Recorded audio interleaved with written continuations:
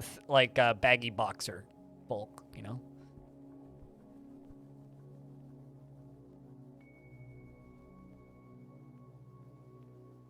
Did they find another meth cook via flying bathtub? I don't know. I don't know, but apparently meth is trending in Canada.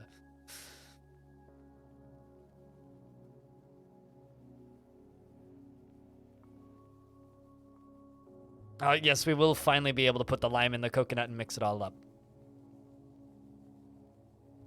It's already in the game. You literally just need to change one setting in the game files. Literally, like, you just have to comment out something. It's like a one character you need to add if you want your lady dwarves to have beards. I just don't want my lady dwarves to have beards, so thus they don't have beards in my world. All right.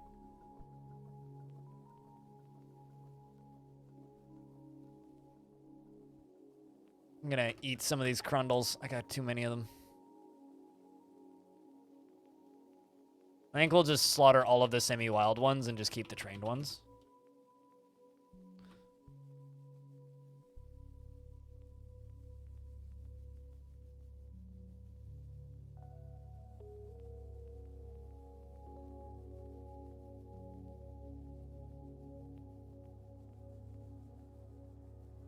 All right.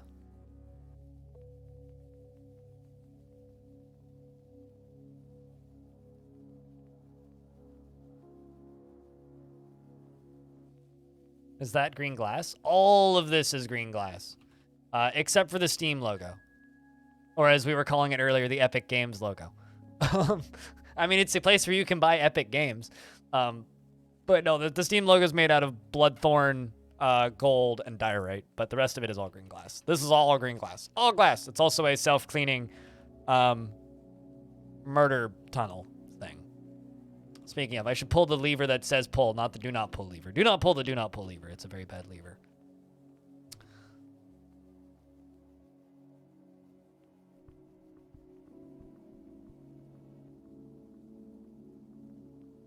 An Elkbird Ranch. Remember, the frames keep dropping. Frames keep dropping down, down.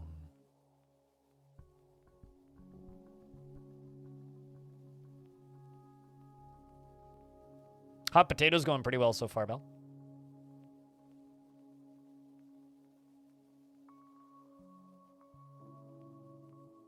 Although we've already had one reschedule. Hippo had to swap with somebody because his, put it simply, he ran into some problems with his computer and currently has it at a computer shop and not in his own possession. So, gotta love tech. Especially when it works. I should really remove this stockpile.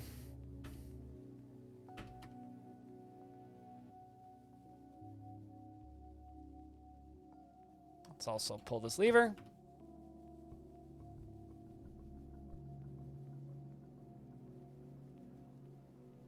Why are so many dwarves carrying wheelbarrows? Like, come on, guys.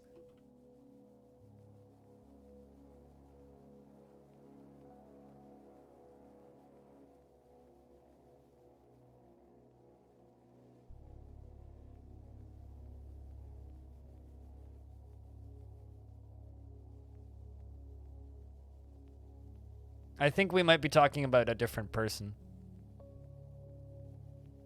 Hippo's one is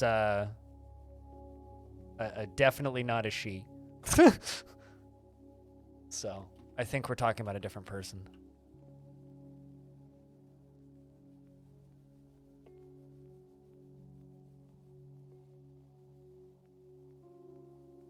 That would look awesome in real life. It really would, yeah. Then there's me, where I worked for 10 years in cleaning. Oh yeah, also this is mostly gold. And then gems on the inside. But pineapple opal, specifically. But I'm kind of annoyed. Why haven't these humans attacked me yet? Yeah, Hippo's got a fancy mustache, and he eats wild food for... Yeah, you heard a different name. Hippo used to be called Hippo Anonymous, I think, but changed his name to Hippo, and he got glasses and a pretty wild mustache. And he streams a lot of like weird simulator games, like gas station sim and stuff like that, truck sim, that sort of thing. But he was supposed to be the fourth slot for the hot potato. So he was supposed to be going on in like 4 hours, but he had to swap with somebody who was supposed to be on in 3 days instead of today because his computer stopped working. People tend to melt during my fort. Yeah, but they don't know that until they get here. Like, it's not their that's not their problem until they're here. Besides, we haven't let many people out to tell them.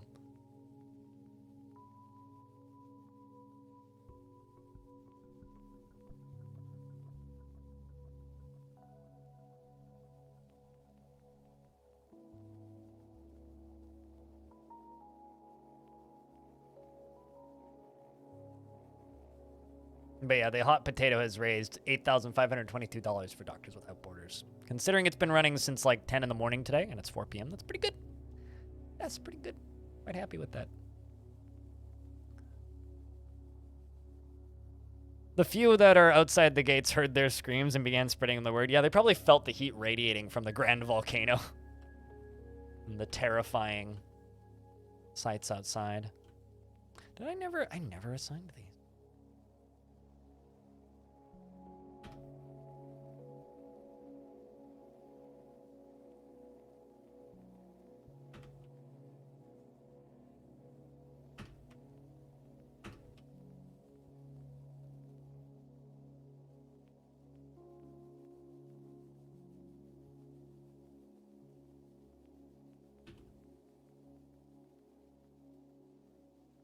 Kind of killed your game before you managed to do anything. It doesn't really affect frame rate too much these days, but, you know. Dwarf Fortress also just kind of runs better now than it ever really did before. Purely because of, like, you know, computers keep getting bigger. But there's also always a big performance jump whenever a new update comes out, so I cannot wait to see the next version. And not even just in a, well, I want to play Dwarf Fortress kind of way, but like I'm very excited for the next version because I want to see how well it runs. And there's a person in this chat who has it already, and I'm jealous. How you doing, Wogarden? What's up?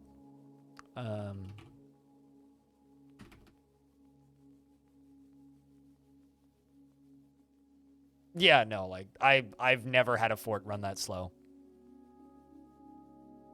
With one exception. But that was my fault. I had a soldier stuck in the tree. And then I told him to leave the map. Very, very, very good way to wreck your frame rate. I think that still will wreck your frame rate, actually, but...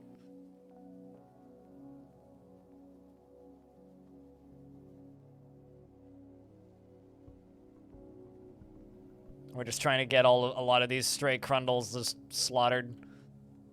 I think I just need more dwarves with butchery assigned right now.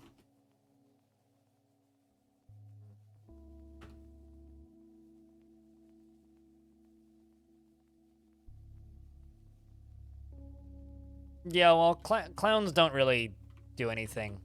They just kind of hang out.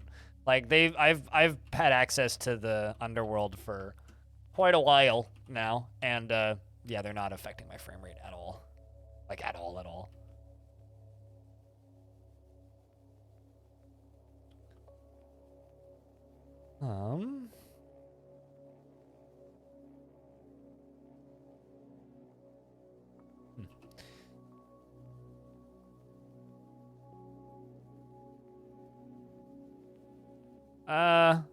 Well, I mean, just having too much of anything will wreck your frames.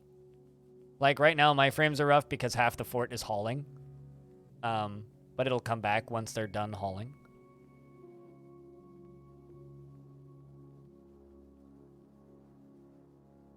But locking cats behind non-pet passable doors will wreck your frame.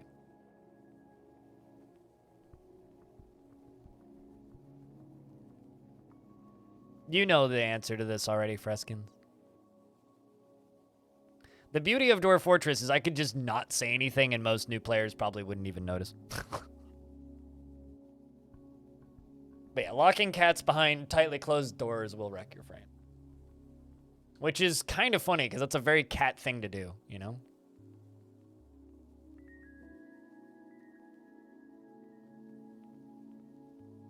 It's a very cat-like thing to do. So as soon as this year's hot potato ends, I need to start pestering Stewie about trying to set up one for Dwarf Fort.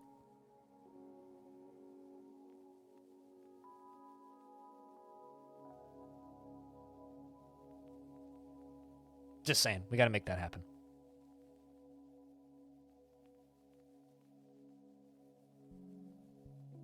Just because hope, like, once premium's out, there will actually be enough people playing that we could set up a succession fort for charity.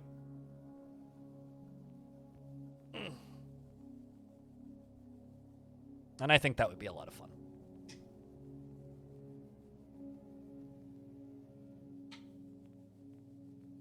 And that I would actually play in, which would also be fun.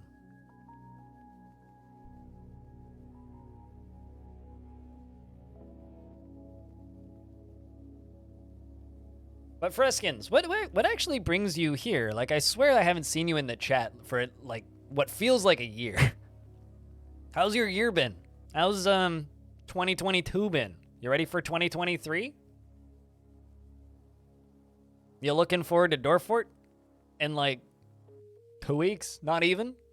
12 days? 760 hours of overtime. In the last 6 months? Year? This week? Did you clone yourself? Next out lava. Fortunately, their balance is pretty good and there's nothing to knock them over, so. Since May? Ouch. Jesus. Is that going to calm down anytime soon? At least that hopefully means lots of extra money in the pocket. Someone just dropped 1K on the potato. Yep, that sounds like J-Jam Jim. Who was it? Who did it? Unless it was, anonymous. Oh, was it anonymous? Cool.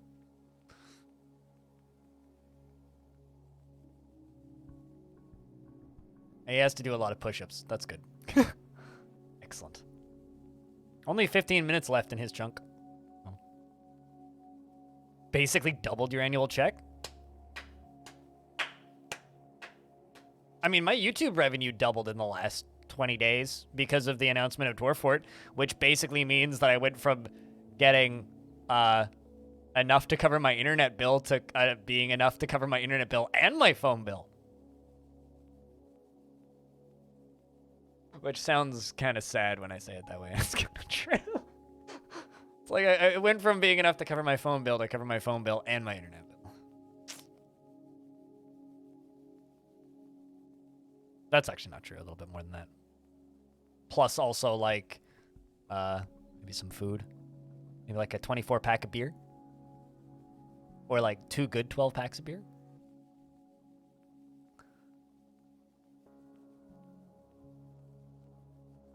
Which, you know, I'm kind of okay with. Beer fund plus other thing.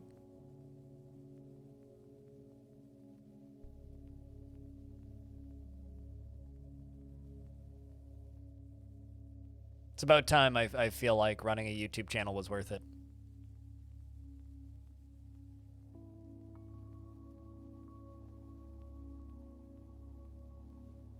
You know, I would just like to inform this person who clearly can't read what I'm saying.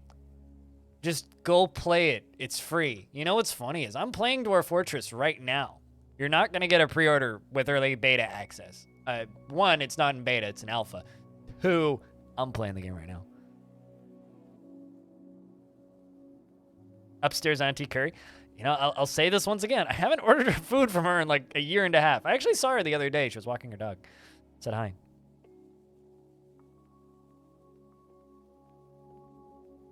Maybe I should order more curry from her.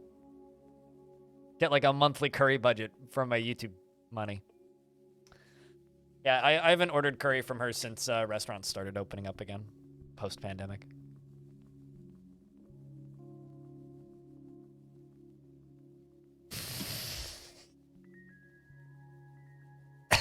Yeah, actually, I'm pretty sure like Dwarf Fortress will still be called an alpha, even after this release. So it'll be like quite amusing. It's like, okay, sure, you can have beta access. That'll open up at 2035. We'll go into the beta branch.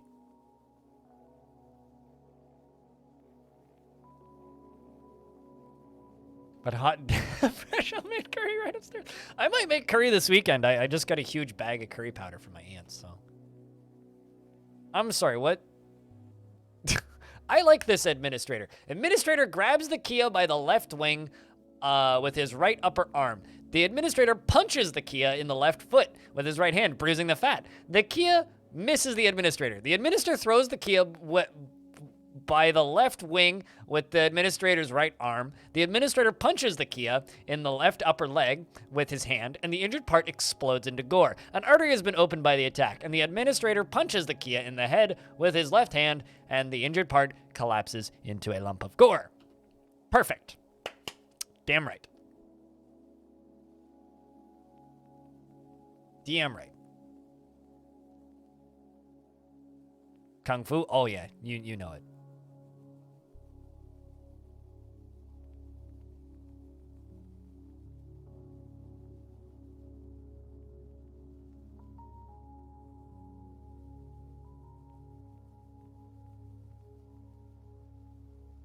Right, seems like hot potato Passover is going pretty cleanly. It seems like the administrator has beaten the fight.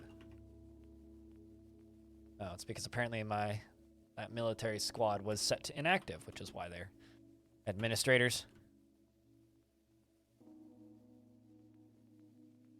Butter, chicken, curry yourself, chicken, chickpeas, curry and tomatoes, spinach, butter chicken sauce. Ooh.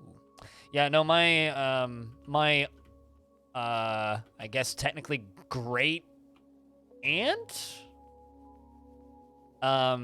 makes curry powder for her entire extended family, and my uncle gave me a bag of it, and then I received a second bag of it because I used it all.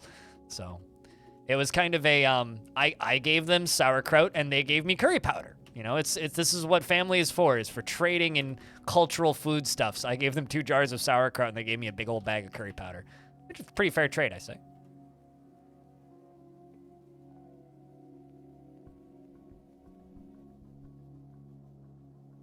You'd kill for some curry powder? It's pretty fucking good curry powder, too.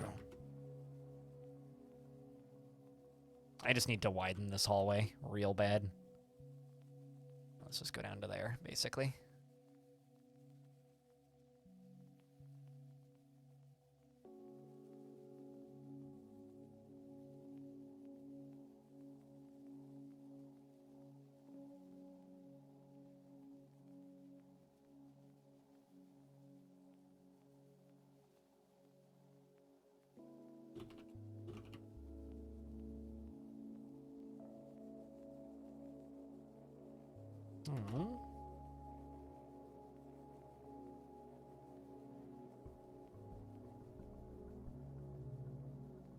But yeah, no, curry, like, I'm halfway paying attention to hot potato stuff in the background, just making sure this is rolling over smoothly. So if I seem kind of quiet, it's because I am helping administrate stuff in the background. But things seem to be good so far. So fingers crossed they don't need my help with anything.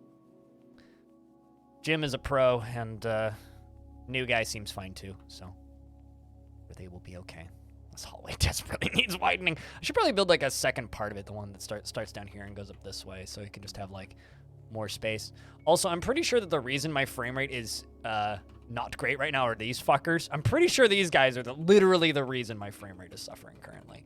It's just these Kias that spawned in, because having birds in the sky that are actively trying to attack your fort means frame rate go ow. It also means that animals scatter, which is unpleasant. What is the goal of this fort? Mega projects. I mean, Crondle is reverted to a wild state. Oh no! I mean, the plan for it originally was to fuck around with volcanoes. So I made like giant lava towers. Now I kind of need another mega project to work on, but I've just been kind of mining adamantine and like not worrying about it too much. You have a turkey to prep. You have good turkey? And hope things are chill. And now I got Crundles that are reverting to wild states. I'm gonna send my military in to stab them.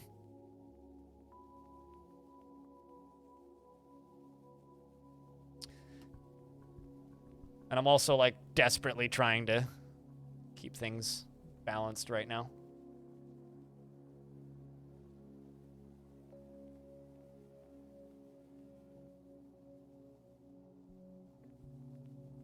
And you've got a mandate. What do you want us to make, Mayor? 2 figurines. Rock, big.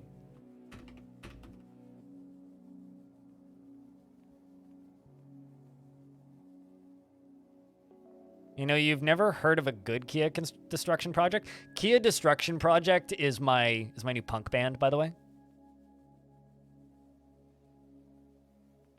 It's my new parrot punk, like, beak metal band. It's gonna be great. Hope you all come to our first show and buy our first EP called Squawk.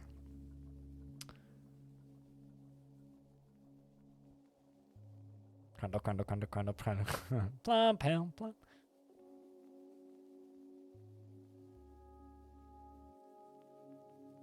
Oh no, the Crundles are going insane.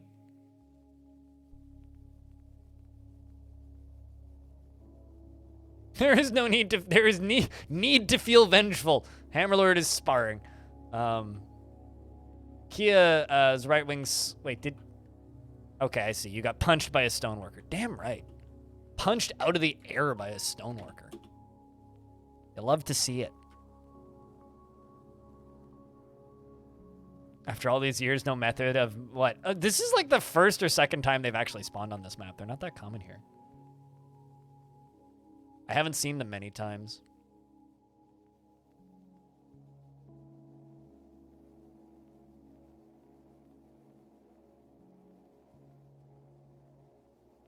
After all these years, we haven't, like, dwarves haven't invented, you know, technology to net Crundles or anything. These are pretty good, like, military training, though. Get them, boys. Feels uncomfortable watching your rare parrots being slaughtered. Just go onto the internet and watch those videos of Kia's, like, cutting cars apart, and you'll feel less bad. Yeah, no, I mean, like, not in real life, obviously. Real life is not video game, and video game is definitely a video game. So stuff that, like, I poke fun at and say, yeah, let's do that in video game is very different from stuff that I would say that about in real life. Like, obviously. They're pretty parrots in real life. Although I did actually have a... There's a viewer who also watches Bellinair who lives in some tropical island out in the middle of goddamn nowhere. And he always talks about how loud and annoying the local parrot population is. And he's like, I understand your hatred. These birds suck. Like, okay.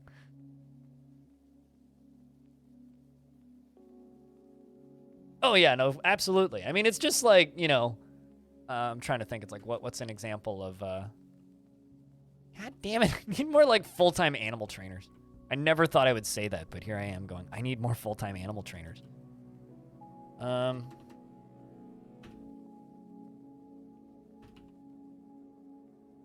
Go tame, like, Crundles or something.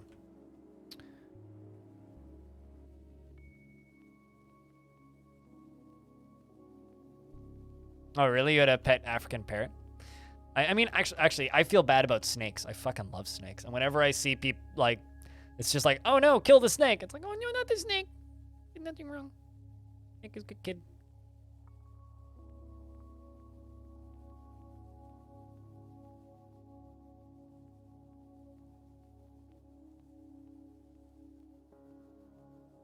Never bring up an apple. One of my growing up, I had a rather wealthy neighbor that had horses and had a parrot, and every now and again they had an African gray parrot too. Every now and again they would what's the word I'm looking for here? Every now and again they would get us to house sit for them, and they had one of those clocks that would go bang bang bang bang bang bang bang bang bang bang, and would say what time of day it was. Except the parrot would just, like, keep the dinging going.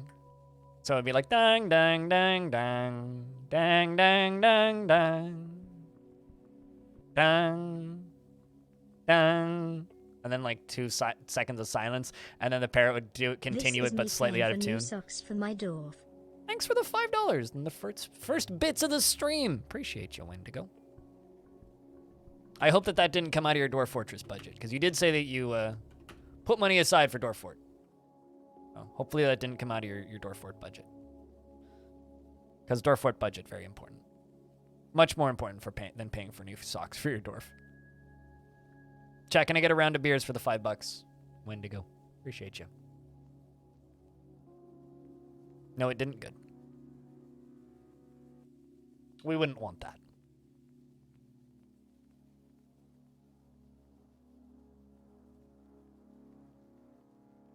Oh, also, to anybody who is like wondering about how much Kit Fox is taking from Dwarf Fort, just remember that Kit Fox's cut of the money from Dwarf Fort is significantly smaller than most other publishers would take.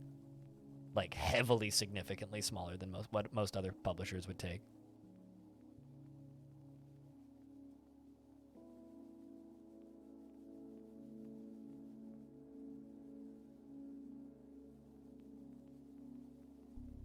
And they're still going to make a killing from it, which is like the funniest part.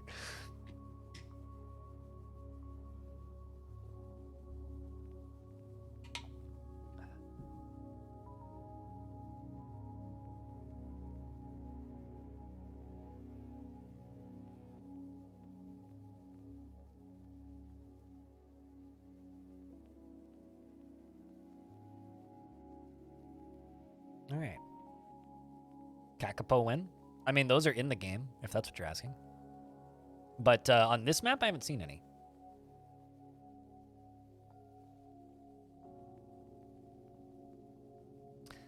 Shags Axdorf in the head, riding the flesh, and destroying the dignity. Yeah, no, they're in this game.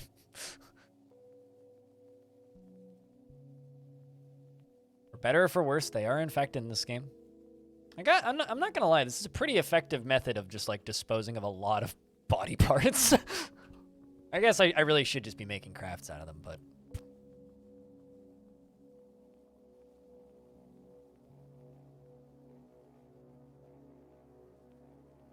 once all this stuff clears out and the last 2 Kias are gone, life will be much better.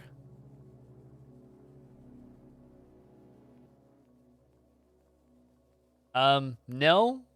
It's one of those things that I also don't really care to know. I feel like that's something I could just go read, know your meme, but I have an important question, unrelated to Party Parrot, though. Do you know of the metal band Hatebeak? Also, Vutok, the Mason, has given birth to a girl.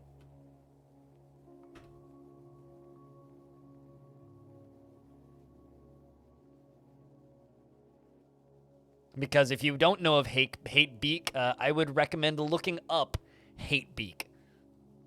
Every time Alexander or Tanya says something, we'd like to do a sequel or DLC somewhere, I keep replying, hopefully you'll come into a vast fortune in new development funds. What, like, once Dwarf Fortress releases? Yeah, I'm really curious to know what they're gonna do with like the absolute mountain of money they're gonna have in like 2 months. like genuinely, I'm super curious to know. Also, I hope that they don't have whatever happened to Jupiter Hell, where like their payments got delayed for 6 months, and like neither of the devs were able to take a paycheck because Steam was just unable to pay them. But I assume that that's something to do with the fact that they're in Poland. It's weird paying people in Poland.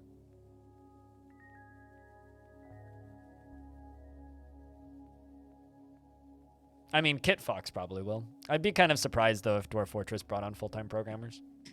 Although I have if they suddenly have unlimited money, who knows? I would still be quite surprised if they did that. It's their art project. I see it as unlikely that they'll bring on more programmers. But, like, maybe bring on a programmer to, like, port the game to Linux and macOS, which also I don't think will take that long. I have a feeling that'll be a pretty quick turnaround. Like a bird version of Hatebreed? No. Well, I mean, I guess kind of. It's the vocalist of Cattle Decapitation, its pet parrot, who would mimic his vocals. And so they recorded him screeching, and then, like, riffed over it. And then there's an EP of that parrot just squawking with just, like, improvised guitar in the background along with the squawking. So, yeah, no, Hatebeak is something special. You looked it up and it's the greatest thing you've ever seen. Unfortunately, with Hatebeak, though, they are never going to go on tour because, as they said, that would be mean to the poor parrot.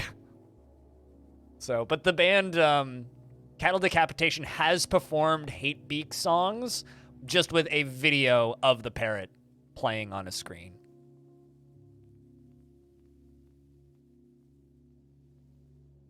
I think neither Kitfox or Bay 12 grow much, but I bet we'll see more silly releases from Kitfox. Yeah, I have a feeling we'll see, like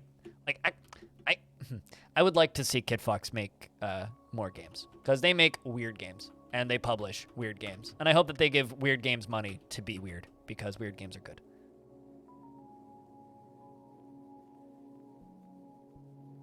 And not weird in the Mossfield Origins way, but weird in, like, that detective game that they made kind of way. But yeah, I don't really expect Bay 12 to grow much. And the only way that I would really want Bay 12 to grow, honestly, is maybe bring on a full-time QA person that isn't Zach. That would be, like, the one thing that I would say is just bring on a QA person.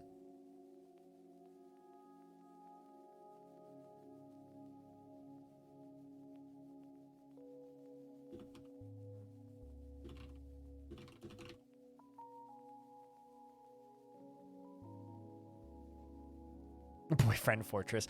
Honestly, I think that I haven't played Boyfriend Dungeon, but if there isn't, there needs to be an explicit Dwarf Fortress reference, or like an axe that turns into a thick boy with a beard.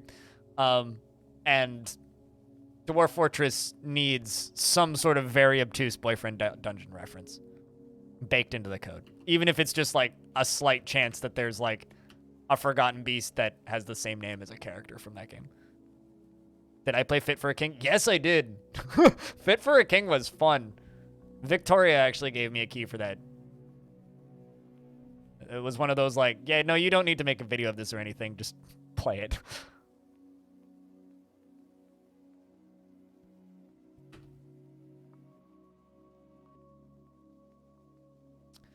I know some people might want or deserve it more to be more familiar, but you take damn near minimum wage to get a job doing QA for Bay 12?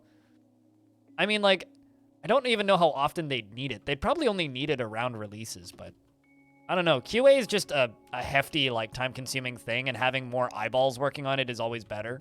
So it would be really neat for Zach to have more help with active help with QA. Do you even run one does for that game?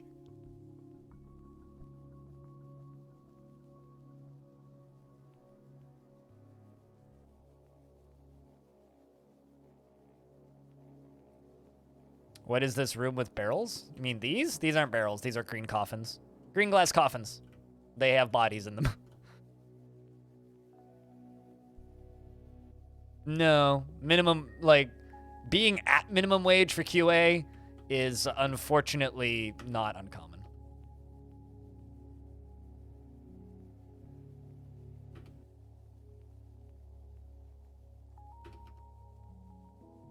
But, you know, I'm also just, like, very much 100% speculating here. Like, I kind of don't expect Bay 12 to grow at all. Really. I think, like, occasional contractors for big projects, maybe. But, and then, obviously, like, the artists will keep doing art things and probably work on a contract basis. Like, it wouldn't surprise me if Bay 12 occasionally picks up contractors to assist with things, but I don't really expect them to bring on full-time programmers or anything. I would be, even when they make, you know, a couple $1 million each, I don't really expect that to happen. I would be shocked. I wouldn't be shocked, but I would be surprised. Shocked is a bit too strong of a word, but I would be quite surprised.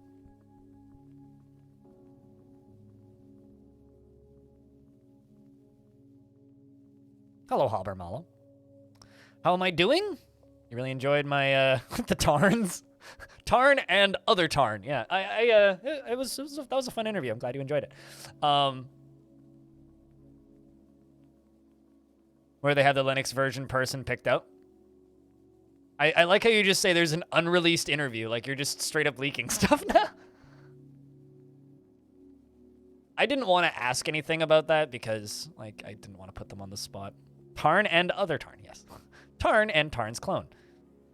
Did anybody here ever see the classic YouTube video of me and my clone eat a watermelon? It's just the old man eating a watermelon for 5 minutes and kind of talking about how he likes watermelon. Tarnation. The Tarn Nation. There you go.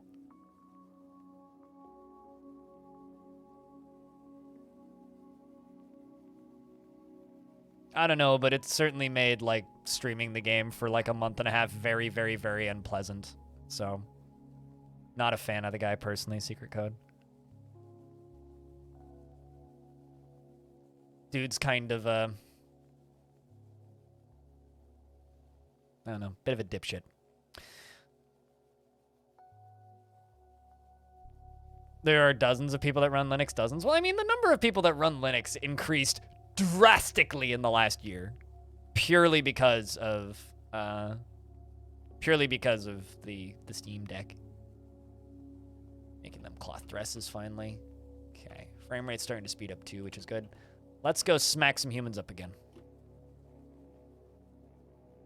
I think I've stolen all the books from that one location though. Ooh, Human Hamlet of Page Sprinkled. Let's send you guys, and we are going to pillage. Good luck, dwarves. Did you make some socks? Oh yeah, I made socks. I've got plenty of socks.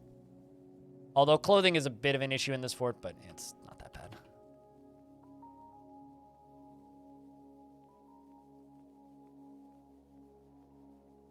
Yes, no, that, I mean, like, I remember, like, one of my favorite recent quotes about Linux actually was, Jupiter Hell Developer, who said that it's like less than 3,000 of their like close to 50,000 sales have been to Linux users. Although I'll bet you that that's gone up since the Steam Deck dropped.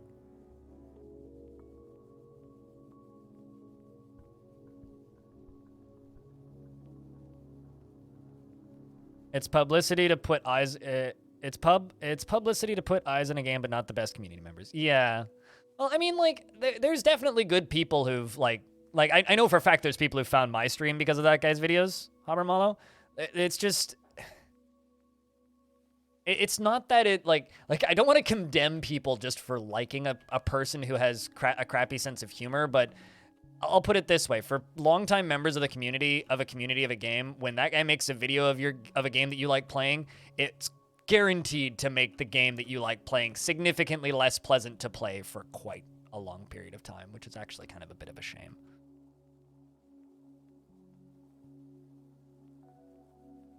I don't find him funny, and I don't like his content, and he made streaming Dwarf Fortress significantly less pleasant for a good long while.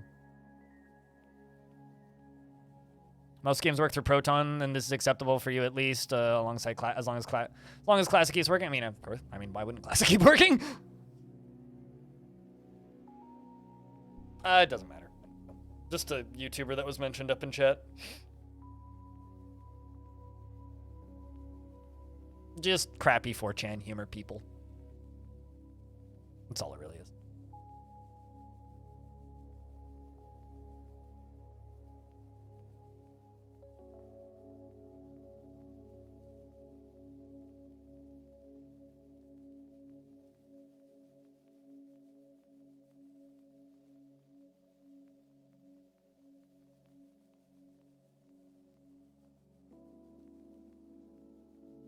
%, agree, coming from the Space Station 13. Just watching meme lords come in and mess around. I have a question. What was the Space Station 13 community like when Mandalore made a review of that game? Because Mandalore's review made me go try Space Station 13 again. And I do actually like Mandalore quite a bit. No, yeah, no, totally. I mean, that's completely fair. I mean, like, the general issue that people, like, who play a lot of the games that he reviews feel about him is he just attracts an audience that is often just very trolly and sarcastic and unpleasant if you're used to an older, chill community, which is generally the types of games he reviews, which is just kind of unfortunate, because the result is usually that community just gets a lot of harassment, which is just not pleasant. Like, fucking Caves of Cud's community is still not the same. And it's, that part kind of blows.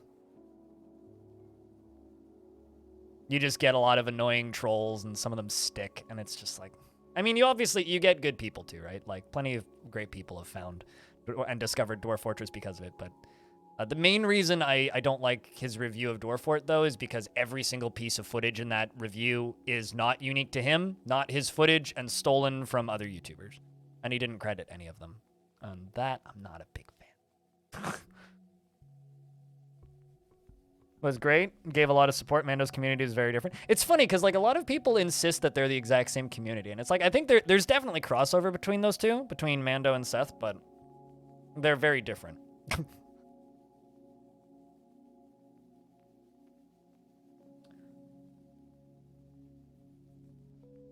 Dude didn't even capture his own footage? Nope.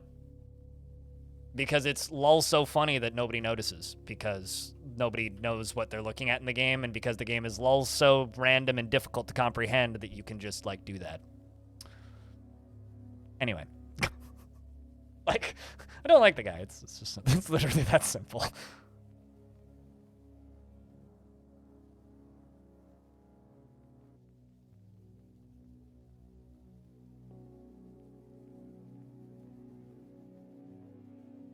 All right.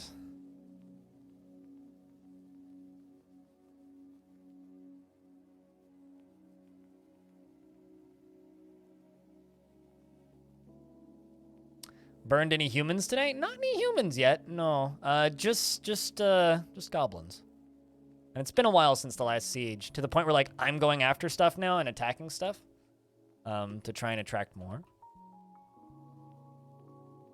But I need a new mega project, because I kind of finished this one. I guess I could just start adding stuff to the top of it. I could add, like, arches or something. That could actually be fun. Should build an arch over this. Actually, no, why don't I build an archway out front? Something we could do. I mean, it's fine. You're allowed to ride a soapbox into the sunset. I ride many soapboxes into the sunset. Like, legalize weed. This is my very... I don't know, controversial platform. There was one time where someone called me toxic in Twitch chat because I was normalizing the use of dangerous illicit drugs. In this case, weed. I'm like, since when is weed dangerous? I'm sorry, what?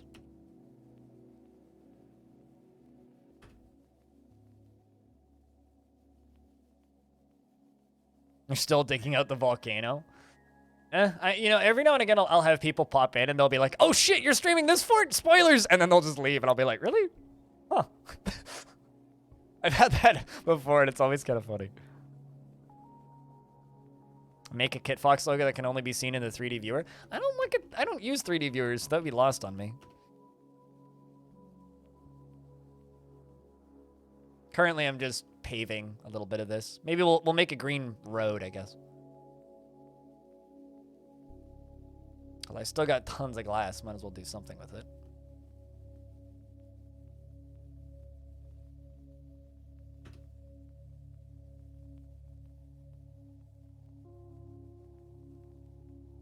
Because you want to know what all the new stuff, but you don't want to bog down the stream with asking what everything is. Oh, feel free to ask what everything is. It's not bogging down the stream. It's interaction.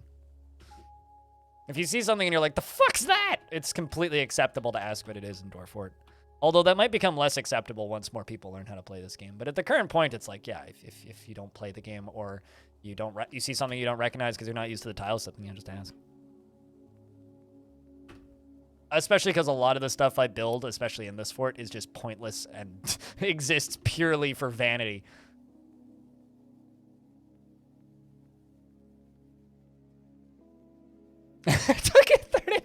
Shaker ban. Yep, that sounds about right. It's just like, time to do the dishes. 2 hours later, still doing dishes. The water's getting cold.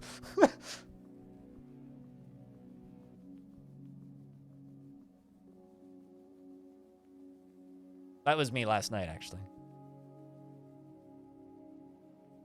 They were very crisp sheets. Oh, I'm sure. You probably, like, ironed them, too. Although I'm like humble brag, I'm extraordinarily efficient at cleaning my apartment while I'm stoned. And I was watching another stream a while ago, sometime during 2020, and he was like asking about like ideas from being motivated to clean. He's just like, I need motivation to clean my house. He's just like, well, how do you guys get motivated? Like, how do you clean your house? I'm like, well, I cleaned my whole apartment today in about 45 minutes. He goes, wait, like your whole apartment? And I go, yeah, like right down to like cleaning the walls in the bathroom type thing. And like I cleaned the bathroom. He goes, how did you do that? What's your secret? I'm like, I got really stoned. He goes, that's cheating. So it turns out smoking weed and cleaning your house is cheating.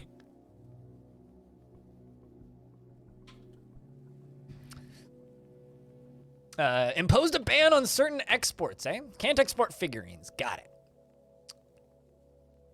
A question about DFs. Do dwarves care about the beauty of a room? Yes, actually.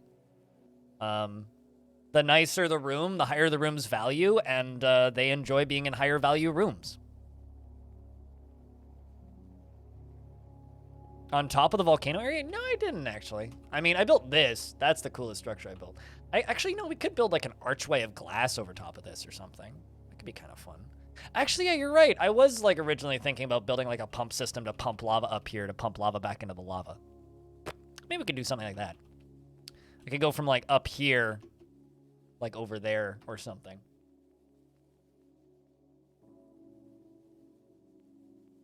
Yeah, let's do that. Thanks for the idea. Let's do that.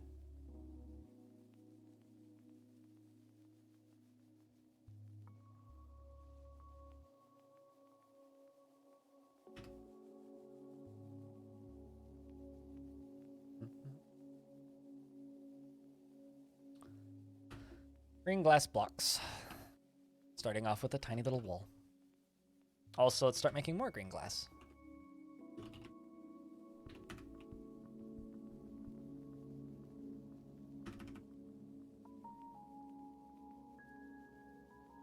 Dumb thought. About the okay. Drop the Twitter logo into a volcano, you say? I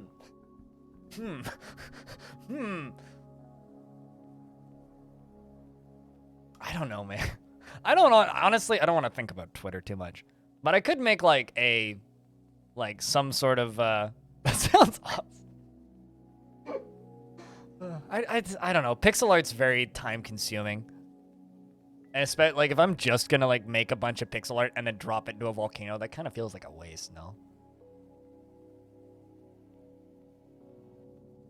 At least to me, kind of feels like a waste.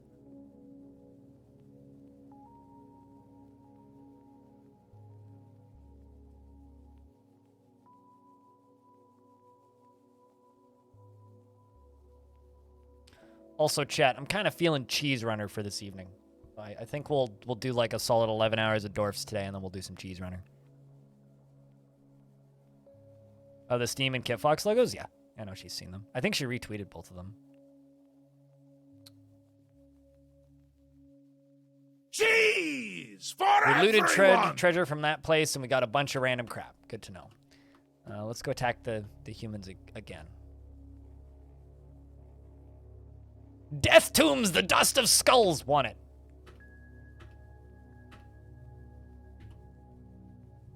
We're going to pillage this spot.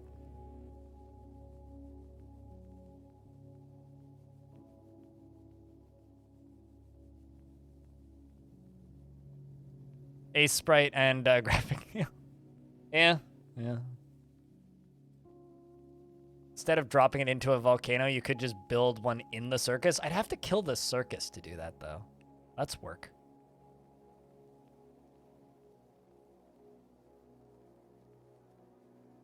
Why is there miasma right there? The fuck?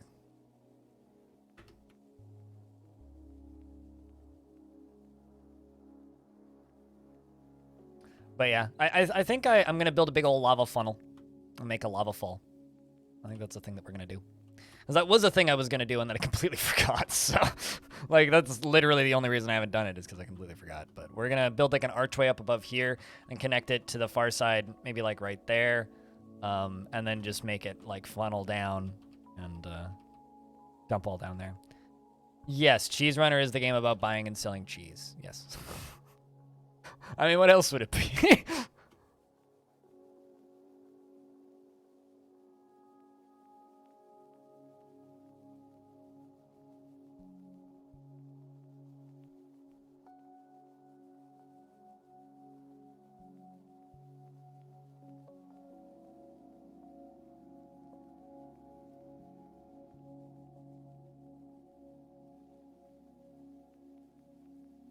You'll def be back for some cheese running after dinner? Hell yeah. Oh yeah, also chat, I should probably announce this properly. Aquafunkalistic Booty Whap is a mod now in the stream. Aqua, if you want mod on Discord, just let me know. If you don't, that's fine. I don't really care. I didn't even ask Aqua. I literally was just like, I'm just modding you. It's not like there's a lot to mod here most days. There might be the first like week of December, but this is a pretty chill chat generally. People are pretty adulty and normal here to the point where it's like you don't really need to. I'll take it on Discord for reasons. Okay. Just don't get your Discord account compromised again, yeah?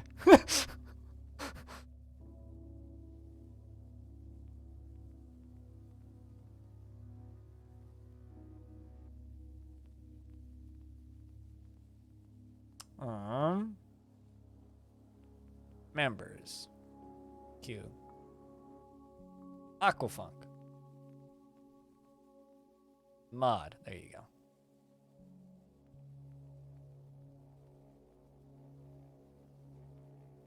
Type 1, yes. I use syringes, and why does it matter? Well, technically I use reusable pens, but syringes are a separate thing.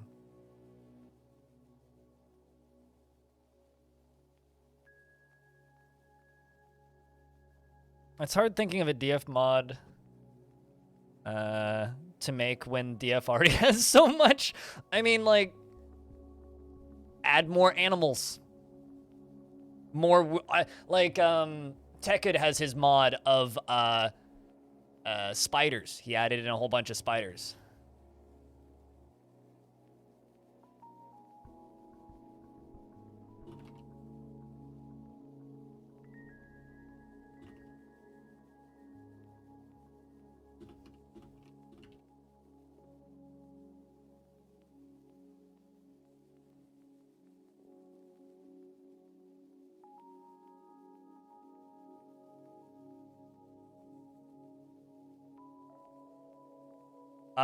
You want to know why I don't use a pump? What? The reason you just said. My little sister uses a pump, and she's always bitching about it. To a point where it's just like, I just look at it and I go, why would I even bother? Yeah, no thank you. It's like, I qualify and I could get one for free if I want one, but I have no interest. Do not like the idea of having tubes connected to me permanently.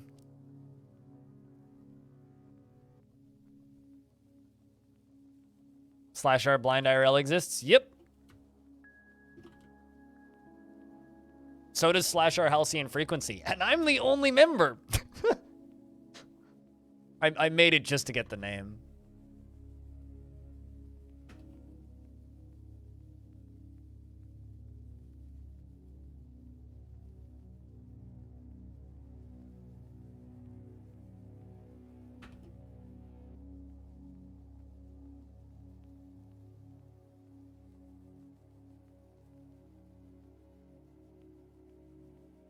And doctors look at you like you're crazy?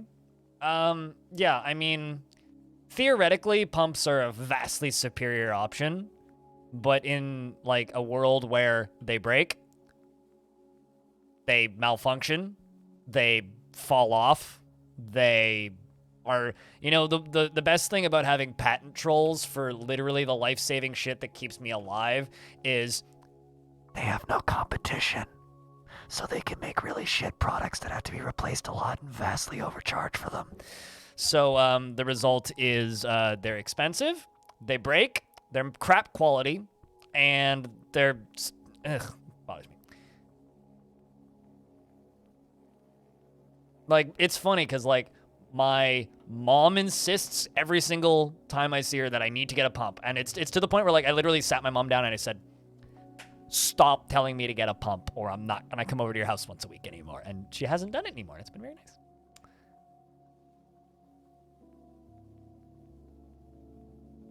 It's never gone haywire, but there's always the first time. It's like you just need to translate English chat message into other chat message. What?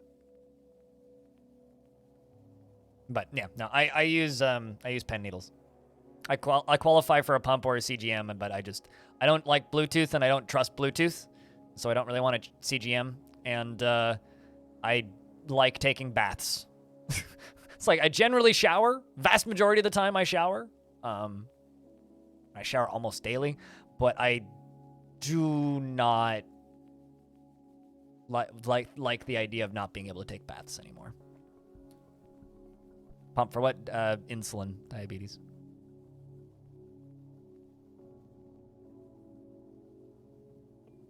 I'm a type 1 diabetic, so. Which is why whenever I go get food, I talk about having to stab myself before I can eat. It's like, yeah, I gotta go stab myself, which is why I have to take like a 10-minute break to eat, because I go stab myself. There's like massive biohazard container on my counter and just syringes everywhere. You know, it's my life. It's my life. It's a fun life, you know?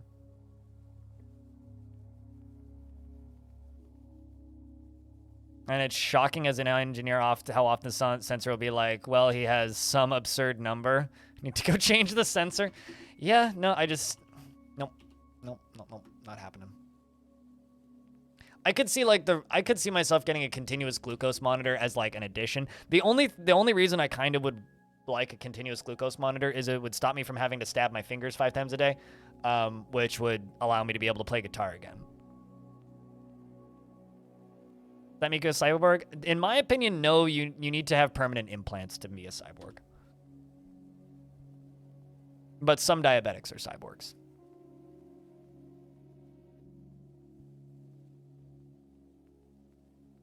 But no, unfortunately, it just makes you disabled. And it doesn't give you cool powers. All right, let's see how pillaging this human town went. The Rim of Savants attacked the beautiful band at the Sacrificial Nations. And Cyril Bolt Mountains led the attack. This is our second attack on this spot. And Cyril Bolt Mountains outmatched the human with a cunning plan. And the attackers had a strong positional advantage in Trick's Reign. So we did lose a dwarf here once. Let's see how this goes.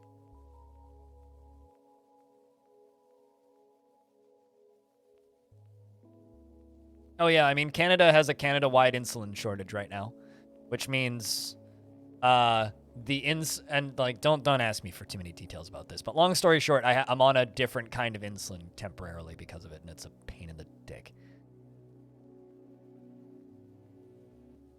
Now off topic, fuck sugar. Wait, what?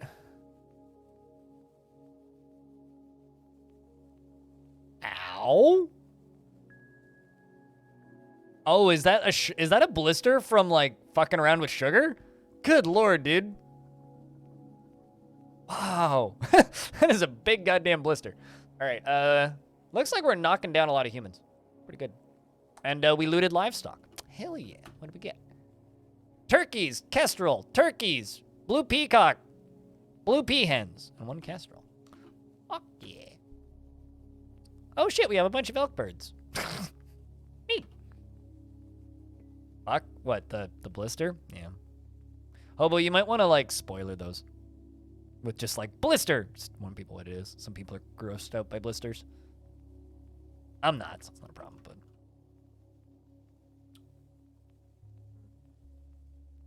We did wedding cakes and sugar toppers this week. Oh, really? Oh, my God. And if you're just, like, constantly making stuff out of sugar. Jeez. I wonder if it's one of those things where you, like, kind of can't use gloves because you're less precise. You know, it's funny. I never really thought about it, but sugar's like basically just sandpaper. It's if you're just like constantly baking and kneading sugar all the time. Yeah, that would after a bit. Jeez. Never really thought about that, but you know.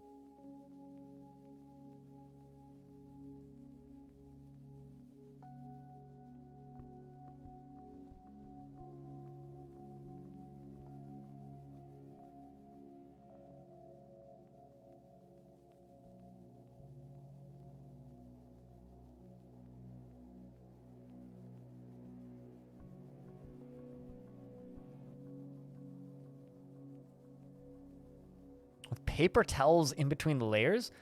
Wow. Okay, never mind. That is a lot of gloves.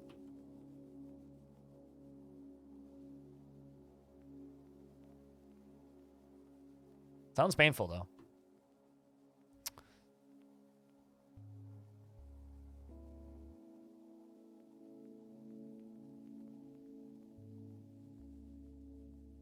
You get sugar rage strength when your blood sugar is high, and you have a clock and a calendar on your stomach. I mean, okay.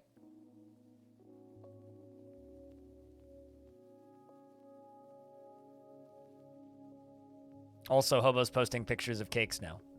Dang, dude. So this is the thing that gave you blisters? That thing gave you blisters? I mean, I would say worth it. That's crazy, man.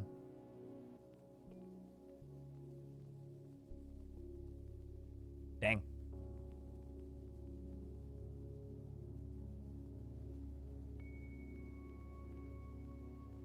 Hey, man, you got to make art.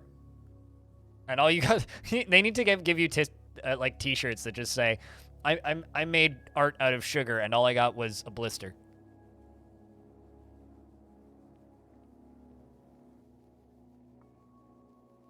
People with cotton gloves are still getting blisters. Oh my god. That's kind of crazy. Although, you know, I was about to say, if there was any guitarists there, I'm sure they would have been fine. But you play, like, bass, right? Yeah, jeez.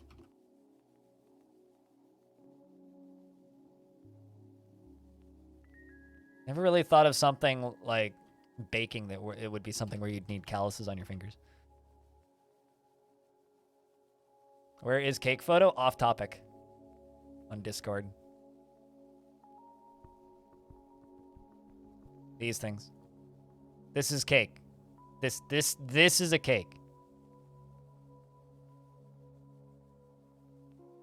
With fancy flour on top. Oh, you play guitar? Okay. For some reason I thought you played bass.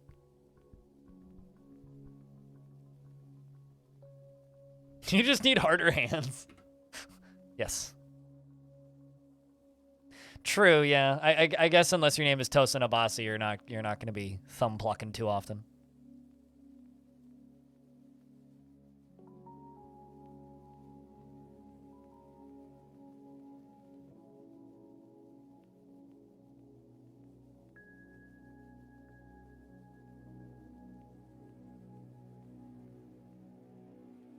That is some art. Yeah, like I said, Hobo made art out of sugar, and he got blisters.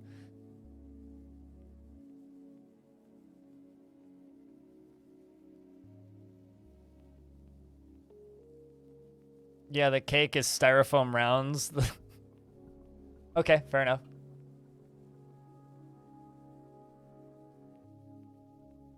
I mean, you were making cake toppers, right?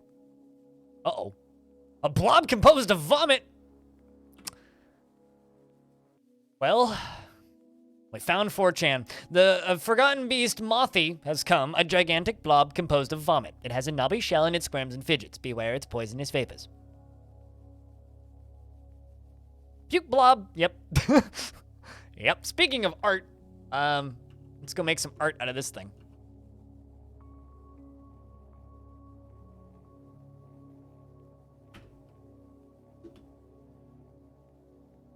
It's a miasma blob. I mean, it will be soon.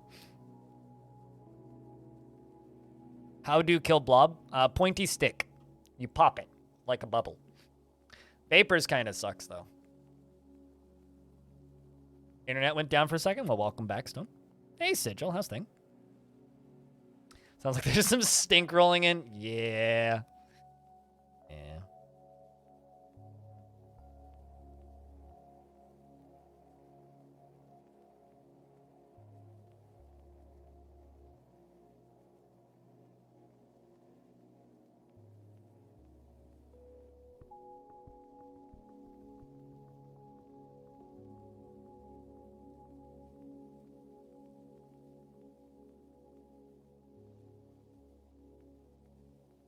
Assuming you have this square or level the cake technique down, you can't bake cakes at all. I can bake a cake. I'm just not very good at it. I can. I wouldn't recommend it. I wouldn't recommend anything that I've baked. Although I can make some pretty killer fudge, though. And let me just say this. Fudge is really good with weed in it. And it's the holiday season, which means I have to make weed fudge again.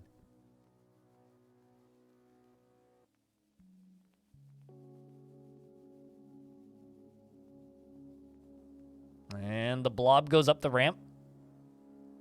So, Freskins, now that you've done a bajillion hours of overtime, are you going to have lots of free time to play Dwarf Fortress when it releases? So it's perfectly stealthed, and my dwarves are just running right past it. Look at this. Okay, one of them found it. Yay! All right, so Cyril, I think already killed it. The militia commander bashes the Forgotten Beast in the body with the shaft of her steel spear, fracturing it. The militia commander stabs the Forgotten Beast in the shell with her steel spear, chipping it. And the militia commander stabs the Forgotten Beast in their body with the steel spear, chipping it. And the beast is dead. Also, let's make 10 adamantine spears.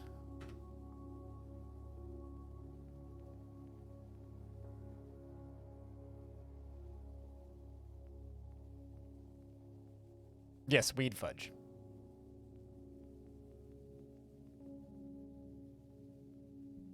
You don't envy the dwarf that has to clean that up. I think it's best that we just let it sit there and dry out, you know? Puke's not that bad once it's dried up. But I was worried about this. Deadly dust. Rest in peace, Cyril. You were a good dwarf. Died carrying the thing that you loved. Elephant intestines and llama sweetbread.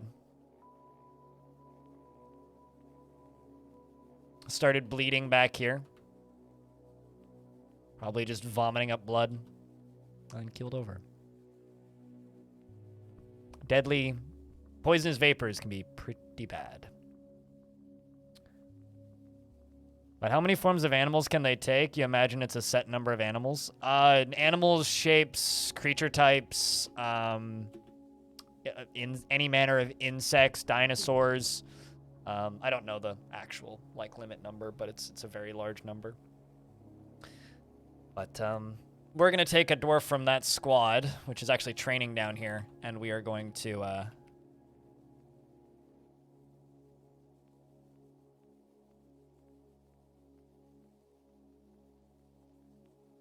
make them into the militia commander of this. I think in the gilded neutralization, you are going to move to the squad leader of the Uncommon Earths. Accident. Who has 4 notable kills, including a Cyclops and 14 others. Or you'll be a good captain. Kind of a shame that the militia commander was the one to, get hit by that. Oh no, pick up patient. We got wounded dwarfs too.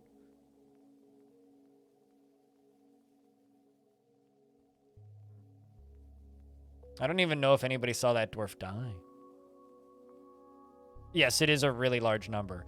It's the reason it's one of those things that the artists were working on for a very, very, very, very, very, very, very, very, very, very, very, very, very long time.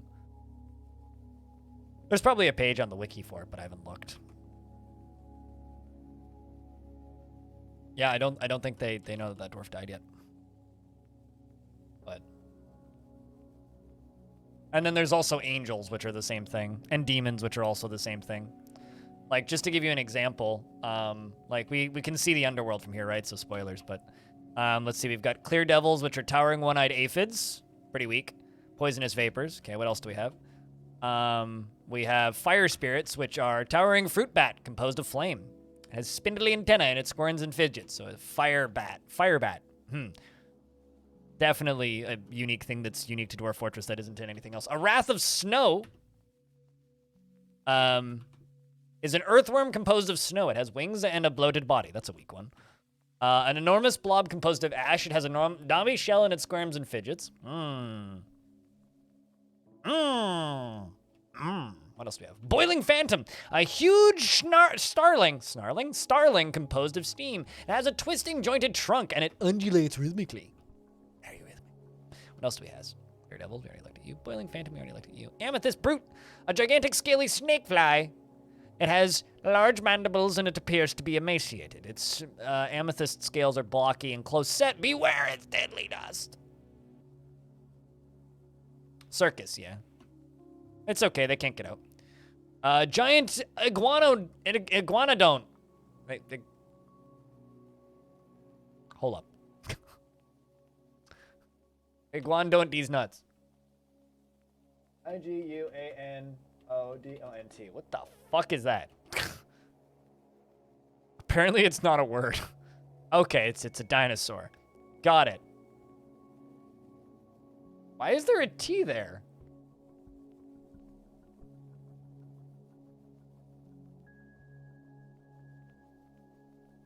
What's up, Ality? Huh. Interesting. It's one of these, but it's spelled differently. It's just iguanodon. Not anyway, whatever. What else do we have? More amethyst brutes. I think that's everything.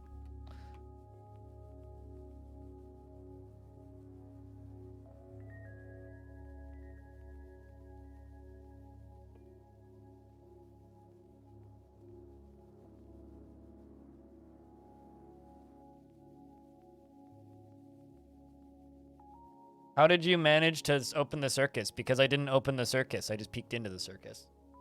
I can show you. So when I'm mining adamantine, I smooth the adamantine, and then I fortify the adamantine first. So the one where I actually popped in through the surface is up here. This is where we actually found it. And as you can see, these are all fortified. So fortified, or I built around it, or I smoothed it, fortified it, and when you fortify it, you peek inside. And if you peek through it, then they can't get out through the fortifications, but you can see in. So it activates the underworld without having to actually dig into the underworld. So that's how you do it. We're going to engrave more of this, actually.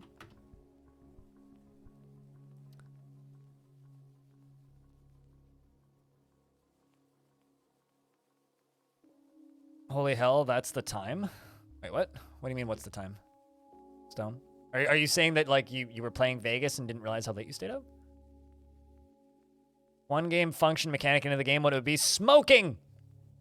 I want to be able to make masterwork quality pipes for my dwarves.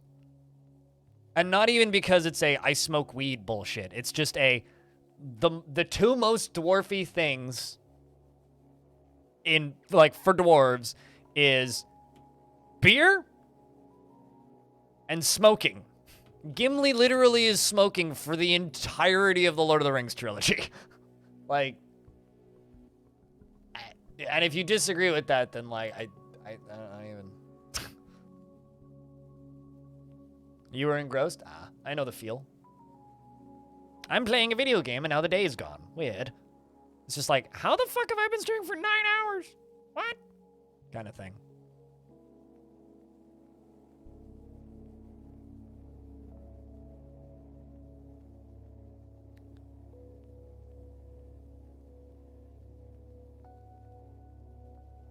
Smoking like meats? Nope. I want to be able to make like a communal hookah for my dwarves. You know? I want to be able to grow hemp and tobacco for my dwarves.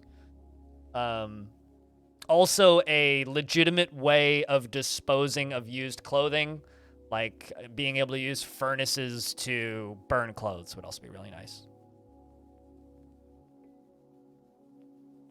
That's the feature I would add to Dwarf Fortress if I could just like snap my fingers and add a mechanic to the game.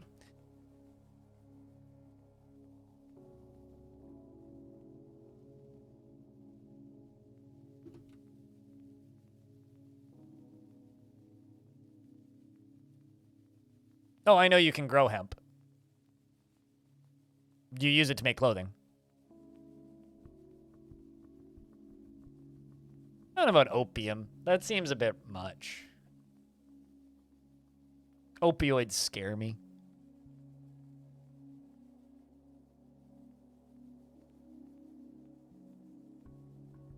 If you could add a feature, you know this would be impossible. I believe Tarn said it would be impossible, but you could continue world generation after playing it. It's impossible currently. I know, like, one of my favorite things that I ever heard Tarn say was actually at PAX 2019. They were doing a panel. And there's a recording of this on the internet. And they were doing like just an open Q&A where people were just like getting up and just like asking questions, right? So one guy asked, he's like, if you could add anything to Dwarf Fortress, what would it be? And Tarn said time travel. He wants to be able to move world gen forward and move world gen backward. Tarn. I'm not going to jump onto this bullshit Tarn 1 or Tarn 2 bullshit. It's Zach and Tarn, dude. Tarn said, Toady 1 said that we would want to add time travel to Dwarf Fort.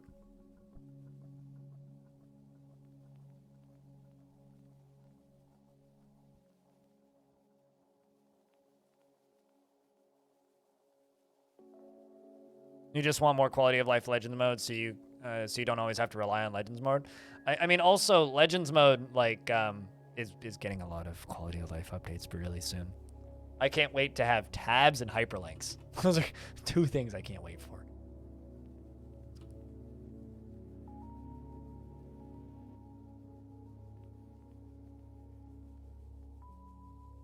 That and I really want Zach and Tarn to go full crazy and just add cow manure. I want to throw cow manure at a goblin. Like, real bad. The goblin deserves it.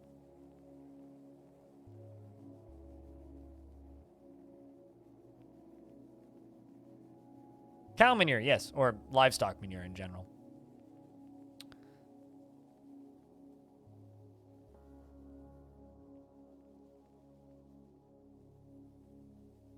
Why not throw goblin in manure pit? I thought you were going to say, why not throw goblin at goblin? I mean, it's basically the same thing. Tarn has said a couple of times recently that he's on Team Manure, and he's interested in adding manure to the game. Why are they... What the fuck? Why is there just, like, a bunch of glass blocks right there? I'm so confused.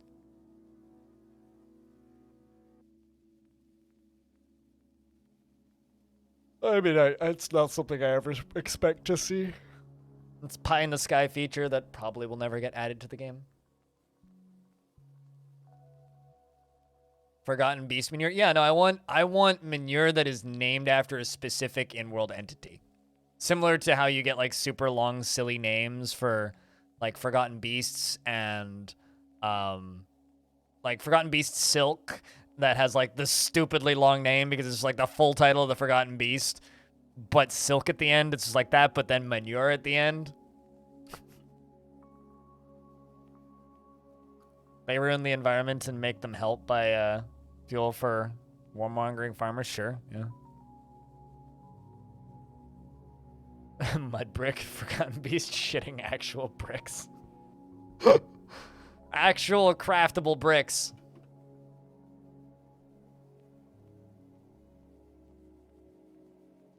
But yeah, I mean, honestly, if I could just add one feature to Dwarf Fortress, I would add pipes. And it would just be like euphoric due to asphyxiation. Dwarf feels euphoric due to asphyxiation. Okay, maybe not that wording.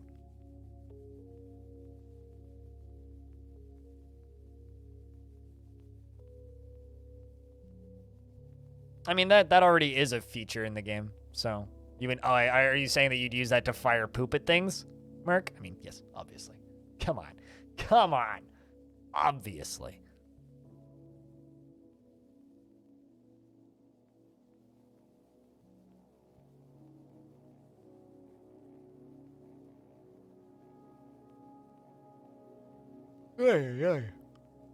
Some migrants have arrived. I'm like very yawny today. Turns out waking up an hour early really fucks with you. Doesn't seek out excitement. Well, you are sometimes cruel, so I'm sure you'll do just fine.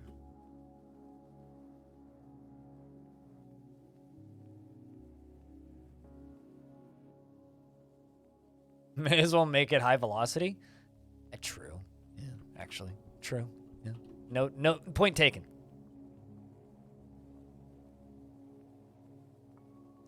Might as well lower that green bridge.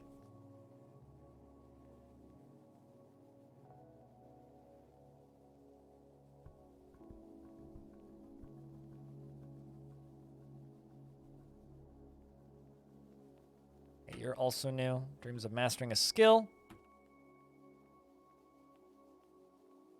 Go join the military. Go pick up equipment. And also, Rimtar over here, this dwarf, has become a peasant. Feels free remembering wearing tattered clothing. At least our culture is changing so that dwarves are okay with wearing tattered clothing. And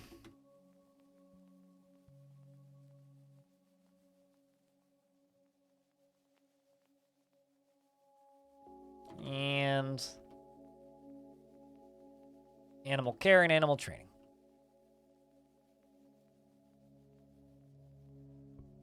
Why not also put a little bit of lava in that minecart so it's flaming manure? I mean, come on, you know that would be kind of great.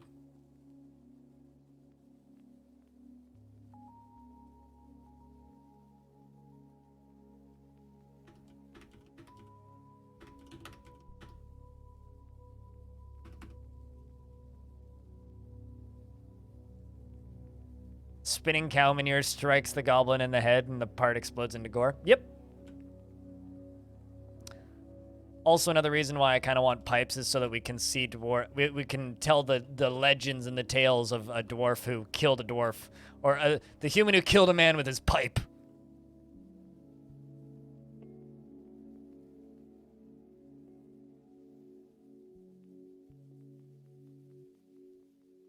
In a terrifying biome, but you also want to do a peaceful one and make a big tavern? Why not both? Half peaceful, half terrifying. Make a big tavern and also giant defenses and walls and huge spinning traps. Oh no, a Crundle is fighting. Oh god, the Crundles have turned. We must fight them. Looks like the Crundle is dead though. How unfortunate.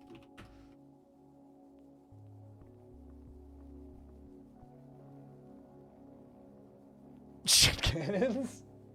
Shit cannon, yeah, that's just what most politicians do when they speak. They just open up the shit cannon.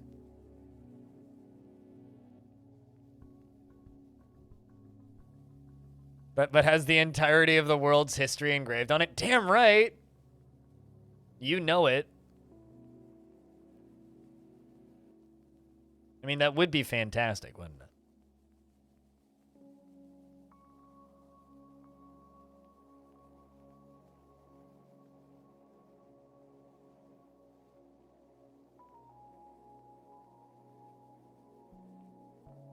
Let's get these last wall bits done.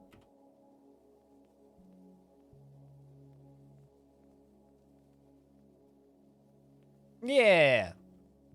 Those old bone wall carvings. Yeah, no, I mean, like, there's some really cool things they could do. I don't know. I'm not really one to, like, sit here and be like, I want this feature and this feature and this feature. Because I feel like it's just kind of like, you know, this game is Zach and Tarn's art project, right? It's like, honestly, they can add whatever they want to this game. And you know what? I ain't gonna complain. As long as they keep adding shit to the video game, I don't care. Really. I really don't care. As long as they just keep putting stuff in the video game for me to play with. You're just happy for Steam release at this point? Yeah, no, I'm kind of the same. Like, people always want to know what's the one feature I would add, and it's like, yeah, I mean, I would add pipes, but also doesn't really matter. You know, honestly, every now and again, people ask me, they're like, how hyped are you for Magic? It's like, not in the slightest. Because that's like going up to somebody who's a really, really, really big fan of, I don't know, what's a new video game that took off. That's like going up to somebody who's very, very into Escape from Tarkov and saying, how excited are you for Escape from Tarkov 2?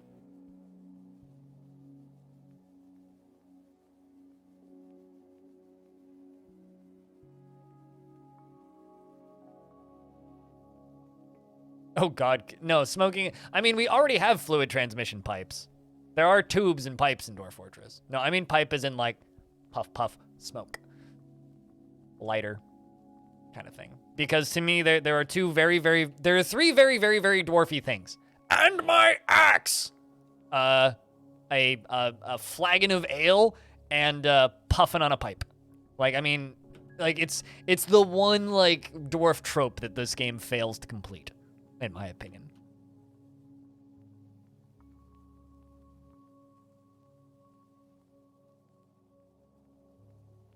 Blocks of solid magic to be... You know, Tarn said something in Future of the Fortress once about mining clouds, and my brain started to hurt a little bit. Mining clouds to make a floating fortress.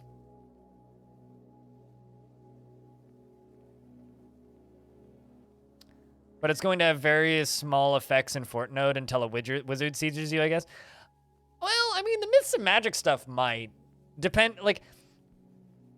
Yeah, I don't know. I worry about a lot of things with Dwarf Fortress, like, kind of over... Like, there are some really cool things in this game right now that you will never see, you know? Just because of the way this game works.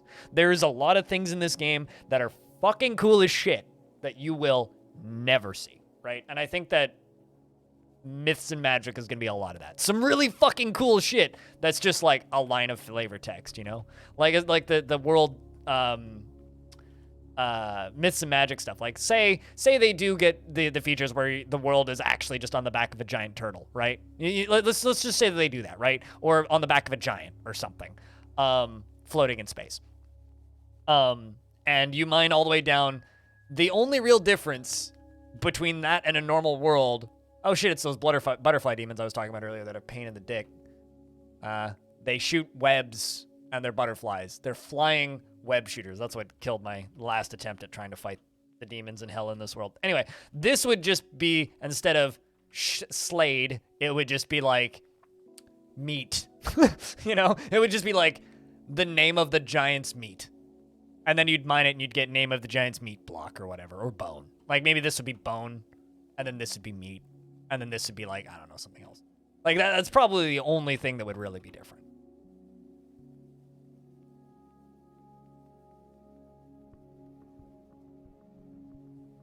I don't understand the question, UCJ.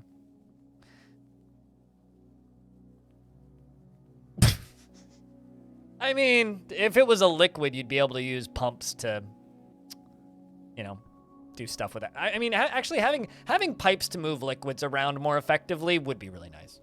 Currently, they're just part of pumps, right? So they're not real. They're a piece of a different building, basically.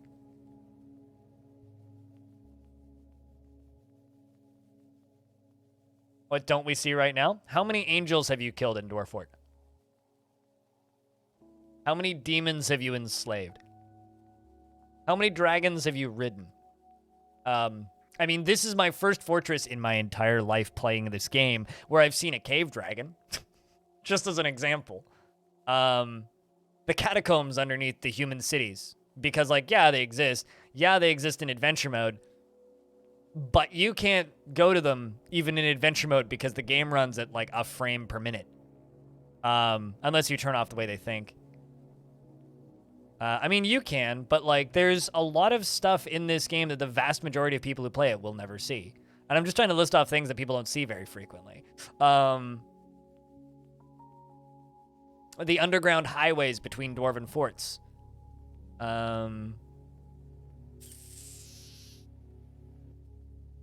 Traders going through the caravans. Or going through the caverns. Mummies, yeah. Mummies. Although... Sometimes I've seen mummies a good few times in Fortress mode just from, like, attacking tombs, but it's always kind of like, whoa, there's a mummy there? Neat. Did I put adamantine in the middle of that?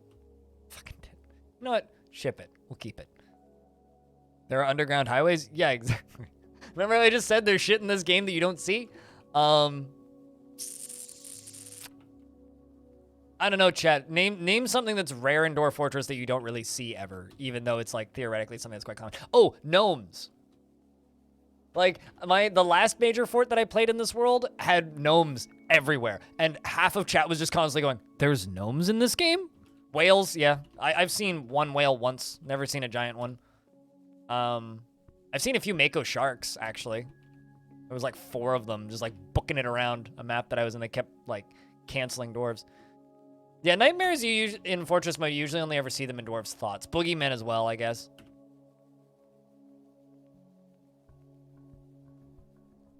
I guess these days too, like mermaids.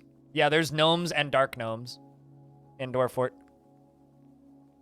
Gnomes only spawn on good mountains. So mountain biome that have the good tag. So like mirthful mountains, basically. And dark gnomes only, correct me if I'm wrong, chat. I think dark gnomes only spawn on evil mountains.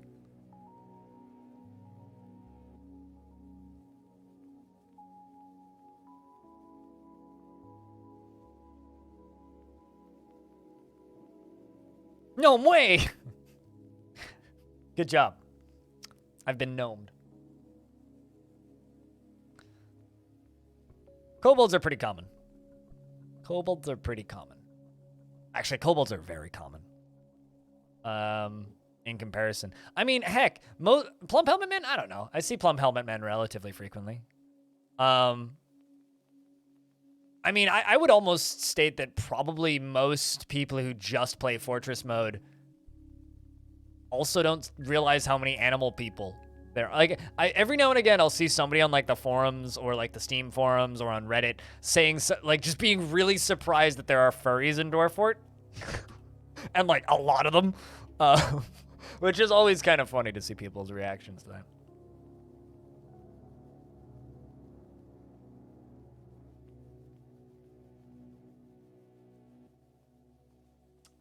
Divine Metal, sure, but the thing about Divine Metal is I think a lot of people find it in this thing because I type in the word metal.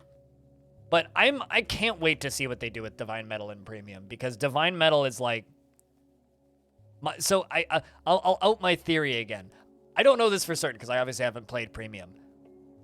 But my theory is that elves are going to show up with Divine Metal weapons. That's my theory. Tarn has said that we won't be able to melt it down or craft with it, but there is a group of people that have access to Divine Metal. Divine and die, yes. It really does, and it hides a lot of it exceptionally well. Like, Dwarf Fortress has a shit ton of content that you will never see.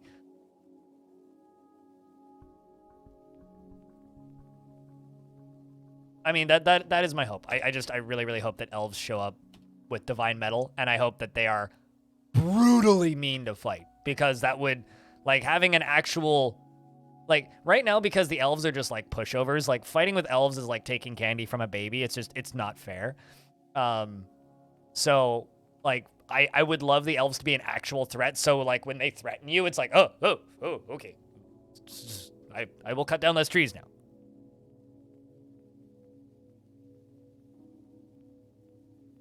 Like when you beat up the caravan guys with their wood and they just come back with god metal. Yes, exactly. Exactly. It's like when you chop down too many trees and they're like, I mean, like, actually, here's a dream feature that I would add to Dwarf Fortress if I had the opportunity.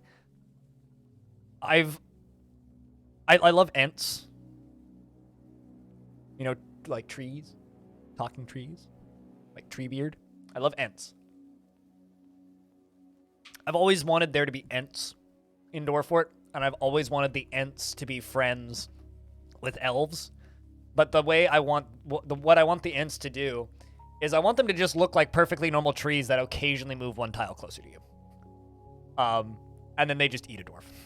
I've always wanted there to just be like if you chop down too many trees, the trees start attacking you. Always wanted that. Always wanted that. Always. And I don't think we'll ever get it.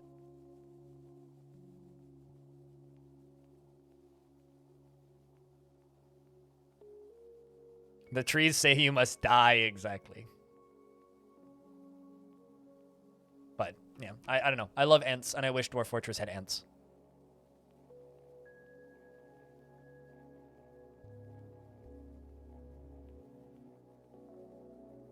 But, like, that could only, I would also say that would only ever happen in, like, good biomes, specifically. You know, like, that would have to be, like, a biome-specific thing. Because I feel like people just get really annoyed trying to clear cut their forests and then suddenly just, and like the trees start killing you. I feel like that would annoy the crap out of people. So I would want it to be like biome specific, but.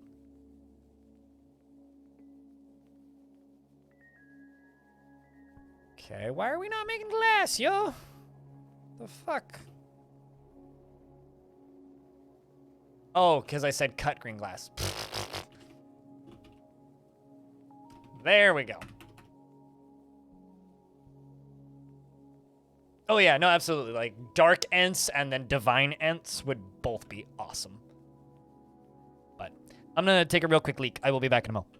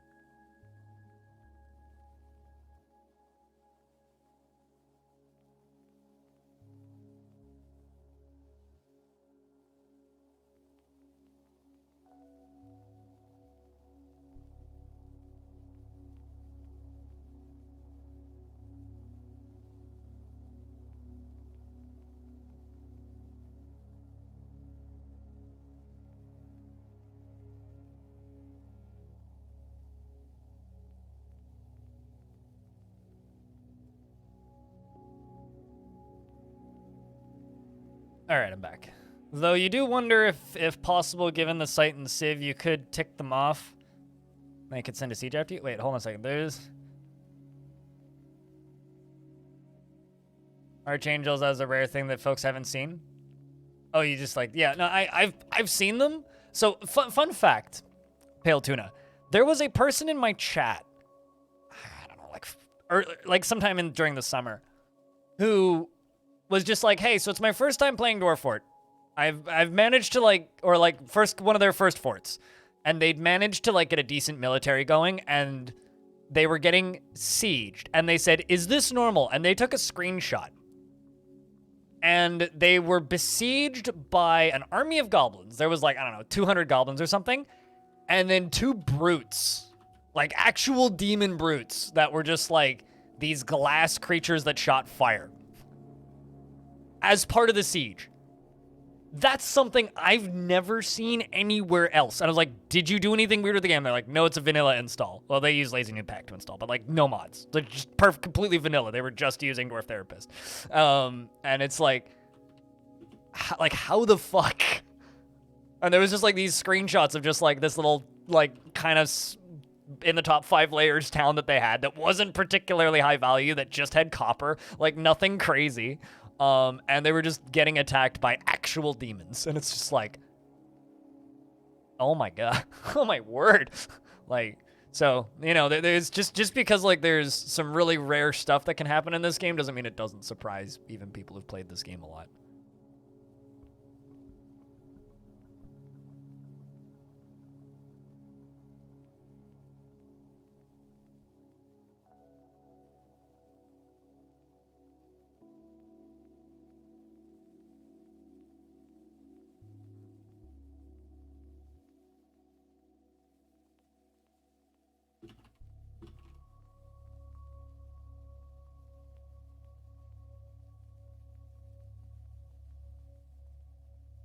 Extract metal strand.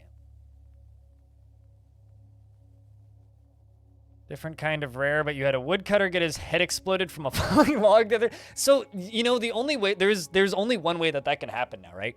Because, like, back when trees were made multi-tile, they would just, like, the logs would just fall randomly, which is why there's, like, all these memes of, like, dwarves, like, getting their head exploded by logs.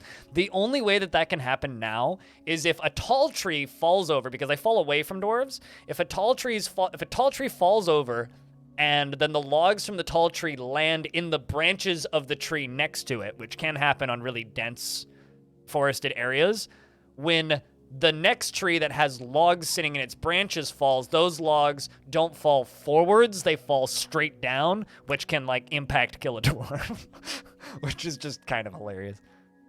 But, like, there's, of course, the classic story of just, like, prepare to die in Dwarf Fortress, and then, like, you start your first fort, and then the first thing that happens is you tell your dwarves to chop down a tree, and a dwarf dies because they get splatted to death. It's like...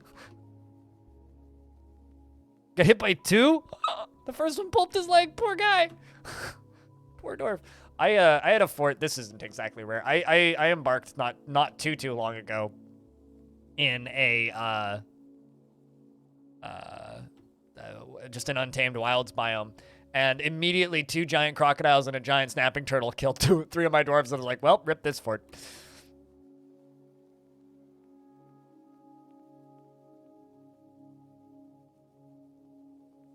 They started working on the glass yet? Yeah.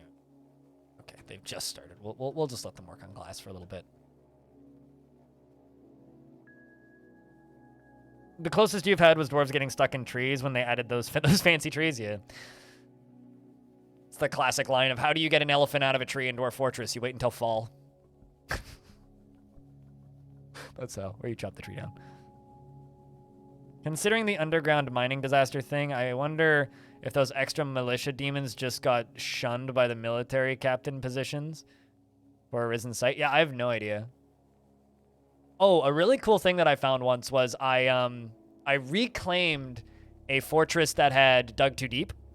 Mostly because I was curious. I wanted to see what a fortress that dug too deep would look like. So I reclaimed a fortress that dug too deep. This dwarf's fighting with creeping eyes. Come on, buddy, you can do it. Get out of here.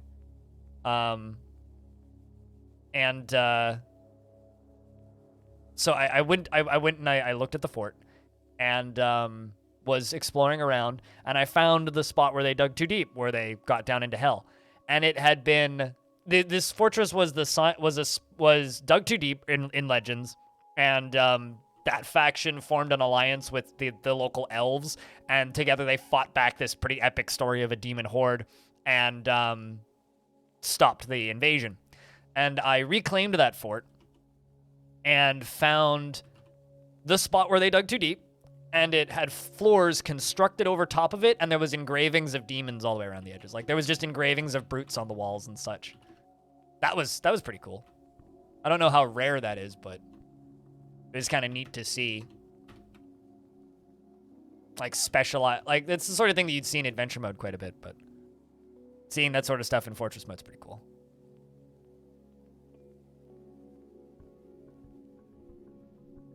But in that particular fort, we were playing as criminals. So I was playing a faction that wasn't local to there. That was kind of like moving in there, basically. And we just killed caravans and started a bunch of wars and then fucked off. It was pretty fun.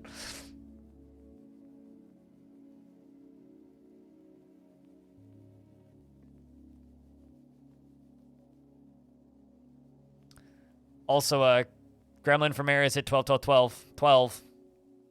I totally missed that.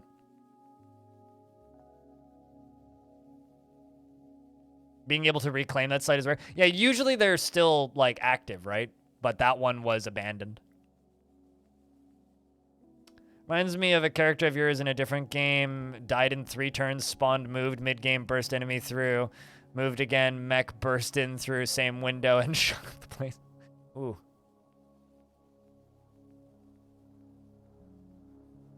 Either the dwarves tried to warn the others about what was going on there, or the demons themselves were just being like, leave us alone. Oh, it was definitely the dwarves trying to warn others. Definitely the dwarves trying to warn others.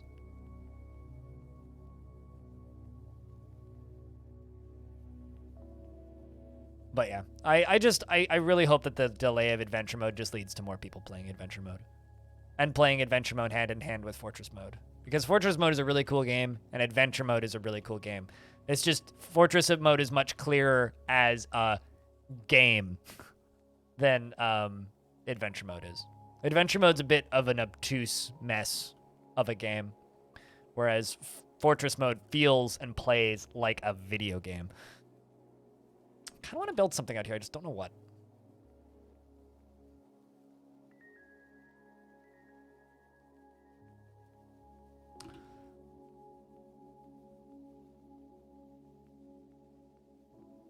We'll just watch some dwarves make glass for a little bit.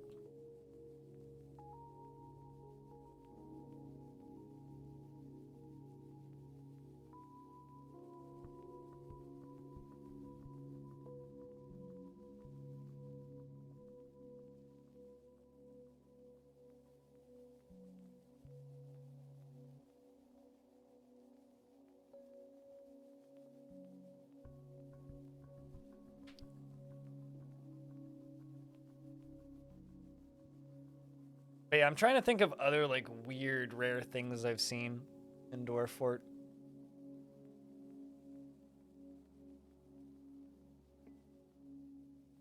Sitting here and thinking about all of the accidental demon research you did while on the Boogeyman research project.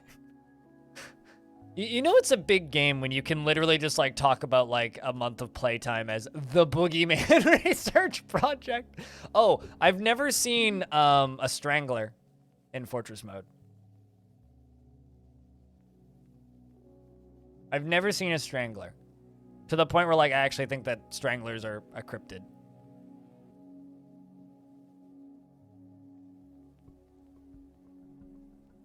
I mean, I was just making up numbers. Rum Rusher.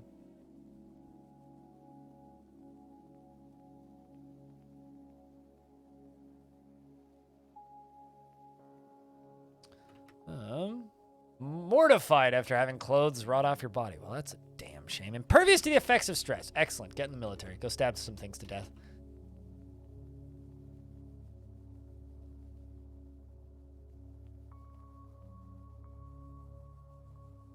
We must be running low on adamantine strands because the stockpile is consistently empty now.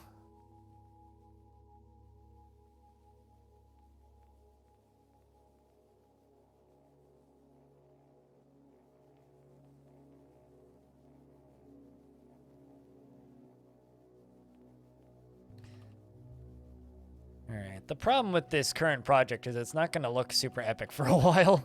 It's going to take a little bit to get there, but they've probably made enough green glass that we can start working on this again. Because I had the job set to cut green glass, not make green glass, so I feel kind of dumb. But, you know.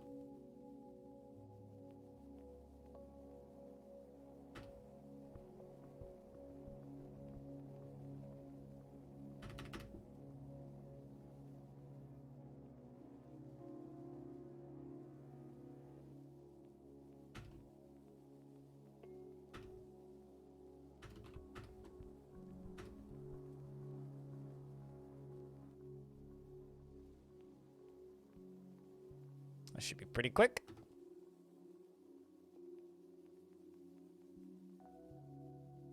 Question is, do I want to keep putting adamantine pillars in the middle? Kind of do. I kind of do.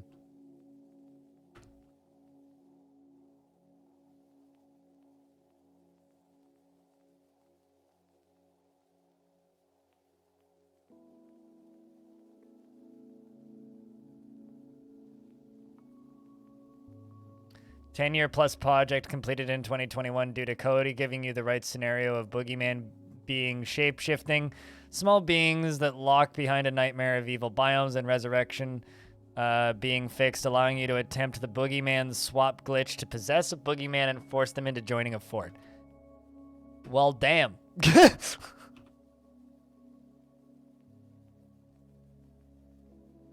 You know, I've been saying this for a while.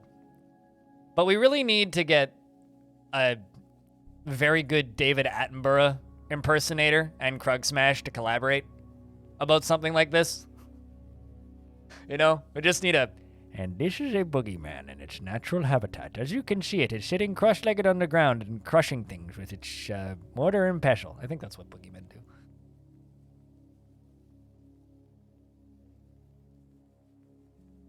that requires dead adventures. I mean, it probably does.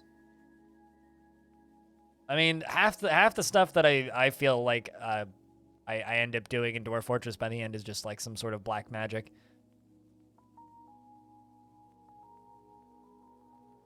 But, you know, there's also this part where I'm very much a forum lurker, and I'm assuming most of this stuff has happened on the forums. I don't dig into the forums very frequently. I pop in once a month when there's a future of the fortress, and then I vanish. That's basically it. I've never been much of a forum frequenter. Also, the Halcyon Frequency Hot Potato Charity Marathon has surpassed $10,000. Fuck yeah.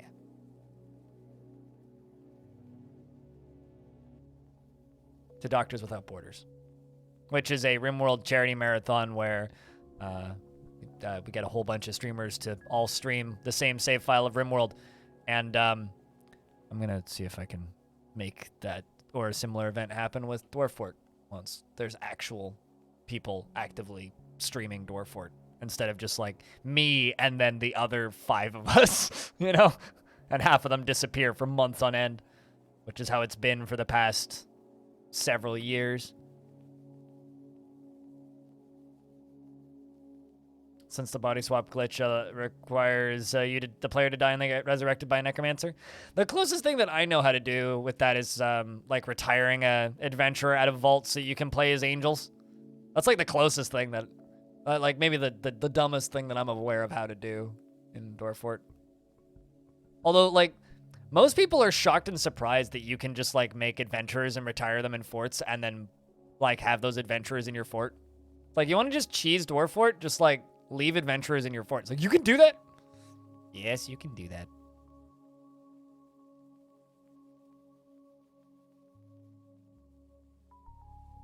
Find a fortification bunker, that Nightmare Evil biome, and activate the... Okay, fair enough. That sounds kind of horrific, I'm not gonna lie.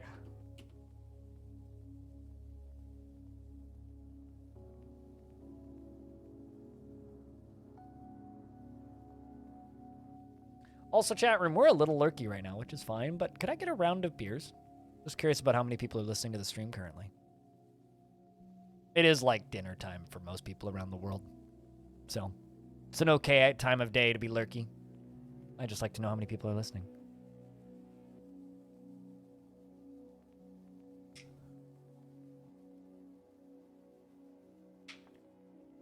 Also, something I'm hoping to break.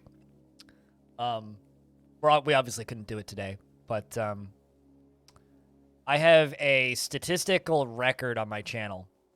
The most people I've ever had talking at the same time was 198, and Twitch has these stupid achievements where not listening should be sleeping. Go to bed! Anyway, Twitch has these stupid achievements that unlock when you hit certain milestones. And one of them is to have, I think it's 300 people talking at the same time. And then there's another one for 200 people talking at the same time. I'm 2 off of the 200. I want to get that achievement when Dwarf Fortress launches. Which is something that I'm hoping for. So, hopefully one day we can get there. Oh, hey, Rosenvine. It's good to see you.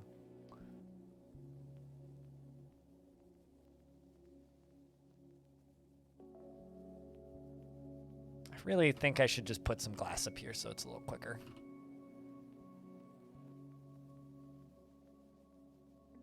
You headed to bed or fan club?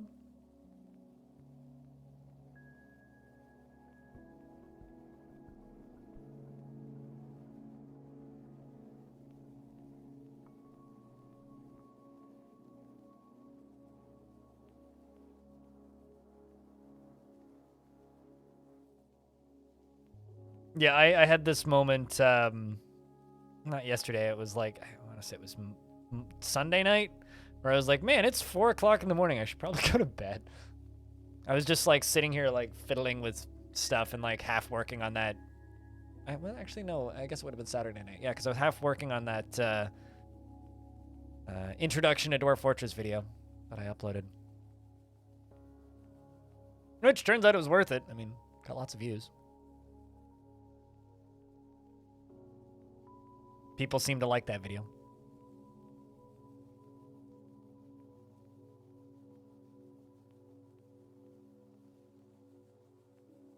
Pretty much putting a paranoid magic user in a sealed room. Oh, I know what you're doing. Just to get mauled by random animals at once, the night creatures on the size of kobolds. The unseen force gets a control of you, and then you have to manually walk the controlled boogeyman to some player fort and do the song and dance to the militia and commander and expedition leader to petition that site. Yep. I know the process. I've done it. It's just... sounds like a mess.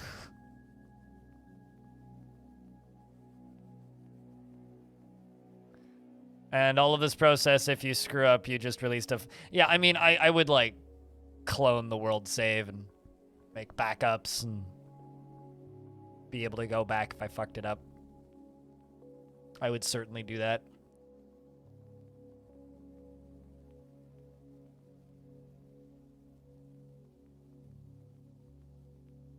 Getting demons into a player fort's much less painful. I mean, I know how to get angels into a player fort, like I said, but...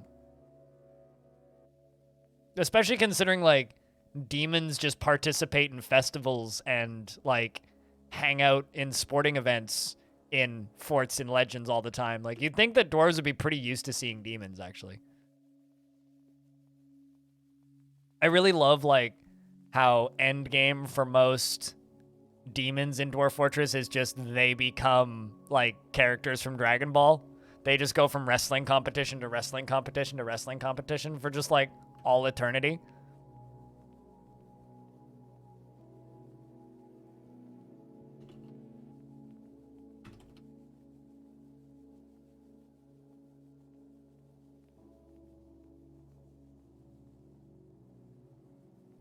Let's also do adamantine helms.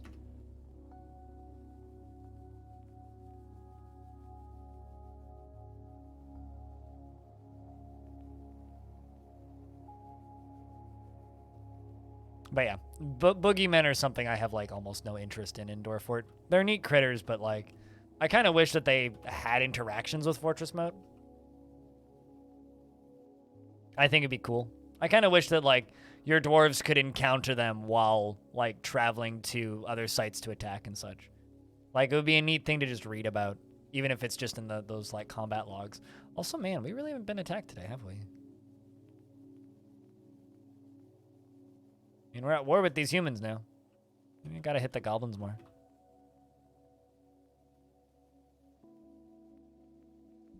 Grown groove? I'd like to grow a groove. Of the hairy dips. Ew. Dented gerbil. Imagine naming your town the Dented Gerbil. It's like, who are you? The Dented Gerbil.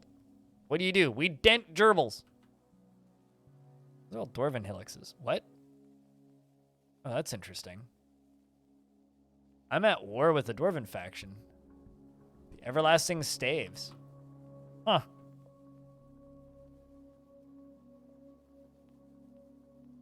That's a goblin hillix. And this is my faction, I think. Are they not? The Curse of Diamond. Chat, Diamond's cursed me. There we go. These are my friends. These guys all the way up here. Interesting. I didn't realize the goblins had captured this far back. That's pretty brutal, actually.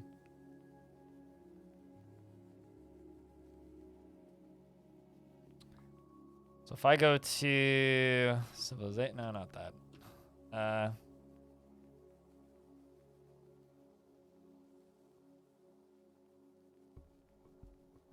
This is the menu for. So little stuff is actually owned by my faction now, back here. I guess we should just go start hitting these goblins. Curse of Diamond. Let's look for somewhere that is... That's a dwarven tower.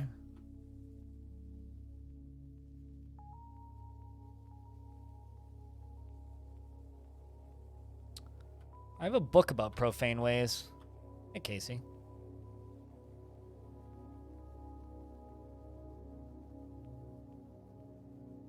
bridge crab? Goblin? The dwarven hillocks of bridge crab. So most of this is owned by goblins. That's a pretty sus-looking dark goblin fortress. 30 of them there? I highly doubt that. More like 30 and also 50,000. Oh, maybe that's the actual home of these guys. Thrall Witch. That's a good name. The Lies of Perplexing. Pop 30 into like 10 artifacts. They're all books, most likely. But it's definitely like population 30 and 12,000 trolls or something.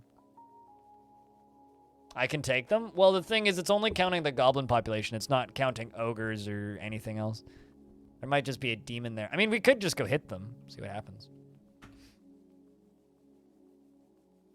Hello, Dire Mark. You had a history like that once. You had a cruel dwarf king who turned into a vampire and kept holding festivals and losing wrestling foot races in the same to the same dwarf and athletes who themselves bonded over their shared athleticism. Yeah, I love stuff like that. Current boogeyman citizens are interesting with the polymorphing. You could harvest stuff from them. What? Watching them hunt is pretty funny. I believe it.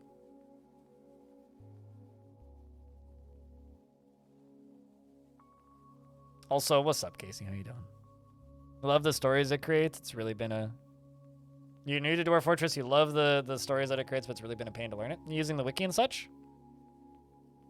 I mean, it's not a hard game. It's just an obtuse game. And yeah, it's a lot. It really is. I mean, I still learn things about this game regularly, which is part of why it's so appealing.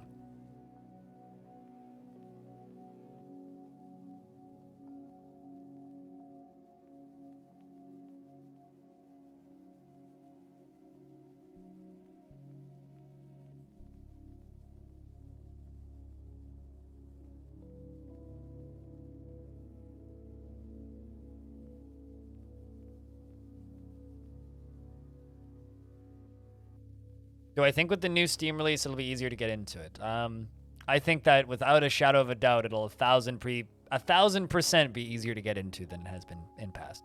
Because Dwarf Fortress's difficulty isn't because the game is hard. The game's actually quite easy. Unless you settle like between, like in a resurrecting haunted biome with 5 towers close by, the game's not really that difficult.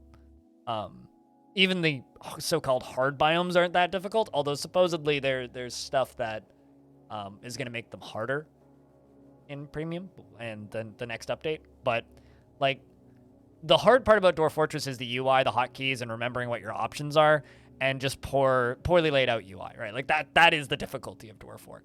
And with that issue largely nullified by, you know, Premium Dwarf Fortress coming out, I very much expect the game to be significantly easier to get into. I mean, it still won't be easy. I mean, it'll be like learning any kind of big strategy game, right? Like, there's going to be a lot to learn. There's going to be a lot to remember, and there's going to be a lot that you're going to have to pick up and, like, learn to play. But I don't see it being anywhere near as rough as it's been in the past. You can, in fact, yes.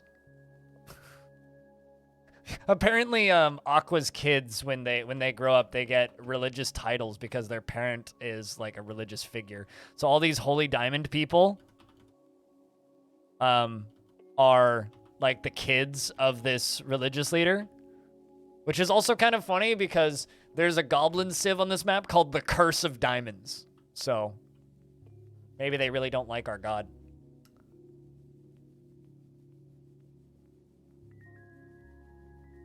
You've learned a lot of RimWorld, but still the same. RimWorld and Dwarf Fortress are very different. You know, like, I think about it this way. Like, RimWorld, and like, you know, I got nothing against RimWorld, but RimWorld is a tower defense strategy game with some light colony management that tries to do some storytelling, and it does an okay job. You know, like, it is a solid strategy game that has some interesting, like, storytelling capability, right? Dwarf Fortress is just a world simulation where you can, like... Dwarf Fortress is a world sim that is on such another level of scale versus something like RimWorld that it's not even really a fair comparison. It's not fair to RimWorld, and it's also not fair to Dwarf Fortress because they're such different games. And just the fact that you don't have any direct control over your dwarves in Dwarf Fort, and they always have the right to be able to move wherever they want, whenever they want, and do whatever they want based on what they need, makes it just feel like a completely different game to play. It doesn't make one game necessarily better, but it certainly makes them extremely different. And it's always kind of bothered me that that Dwarf Fortress gets compared with RimWorld so much, purely because I think it's kind of selling people on a concept that isn't actually that accurate. Like, it's not inaccurate. Like, there's certainly some truth to it that, you know, RimWorld and Dwarf Fortress kind of come from similar ideas, and it's very clear what ideas RimWorld is taking from Dwarf Fortress, but at the same time saying that it's a game that's like Dwarf Fortress, and so many people have bought it because it's a game that's like Dwarf Fortress. It's a real shame that everything that makes Dwarf Fortress cool just isn't present in RimWorld at all. Like, that really sucks. And admittedly, like, if you have all 4 of the DLCs, it's getting there, especially with Biotech. Like, Biotech adds a lot of shit that Dwarf Fortress has, and a lot of storytelling capability because of its variety that it adds, right? The problem, though, is while, yeah, sure, that adds a lot of stuff, that one DLC for RimWorld costs more than Dwarf Fortress is going to cost on Steam. Like, that's a $35 DLC in Canada. That's an expensive DLC. Also combining the fact that, like, in order to get similar levels of storytelling potential in RimWorld, you need to have all of the DLCs. Like, otherwise you're missing entire mechanics that Dwarf Fortress has. And then also there's the fact that RimWorld has no real history generation, which kind of nullifies its storytelling potential down to a fraction of what Dwarf Fortress has. No, totally. I mean, that was what sold me on it. I mean, what sold me on the idea of Dwarf Fortress was this thread.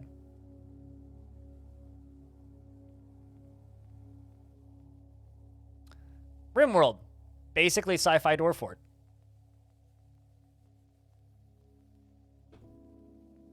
Which I saw sometime after 2014, because I found this thread after the Kickstarter was done. And this first comment is still very amusing to me.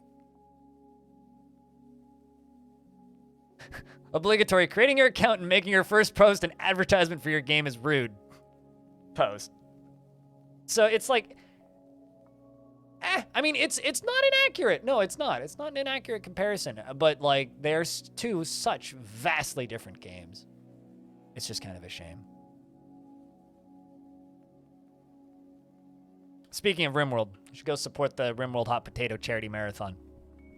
We've raised $10,031, and it's been going for just over 8 hours, actually. Just over 8 hours.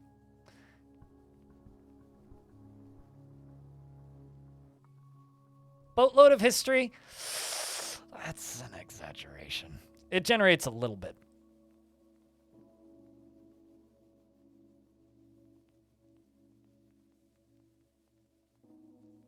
Of the elven dwarf king who declared war on all elf kind. Oh, totally. I mean, I had a goblin dwarven king in a previous one of my forts that had a pet dragon, fire breathing dragon from the surface with wings, and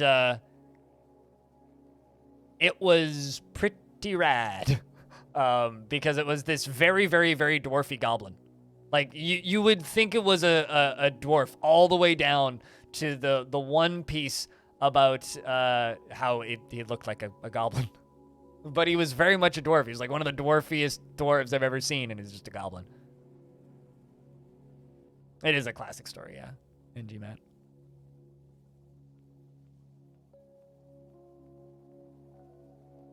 Sure. But that's not even remotely a focus of the game, Casey.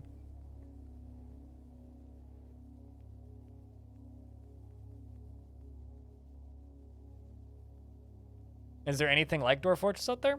Not really. Not really a petition. Oh, they want me to make the Craftsdwarf's Guild Hall bigger. Yeah, I can do that. Guild of Silkiness now has many members in Stone Hall and now require a Grand Guild Hall. So I need to increase the value of this Guild Hall.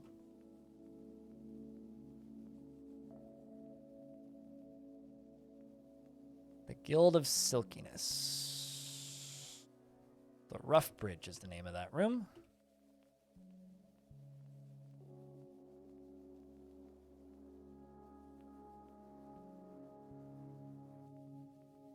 Fragrant Flax. Arctic Towns. Bronze Canyon, that's the massive lobster. Volcano of Walls, that's my library, that's my hospital. Sanctuary, the Rough Bridge, there it is.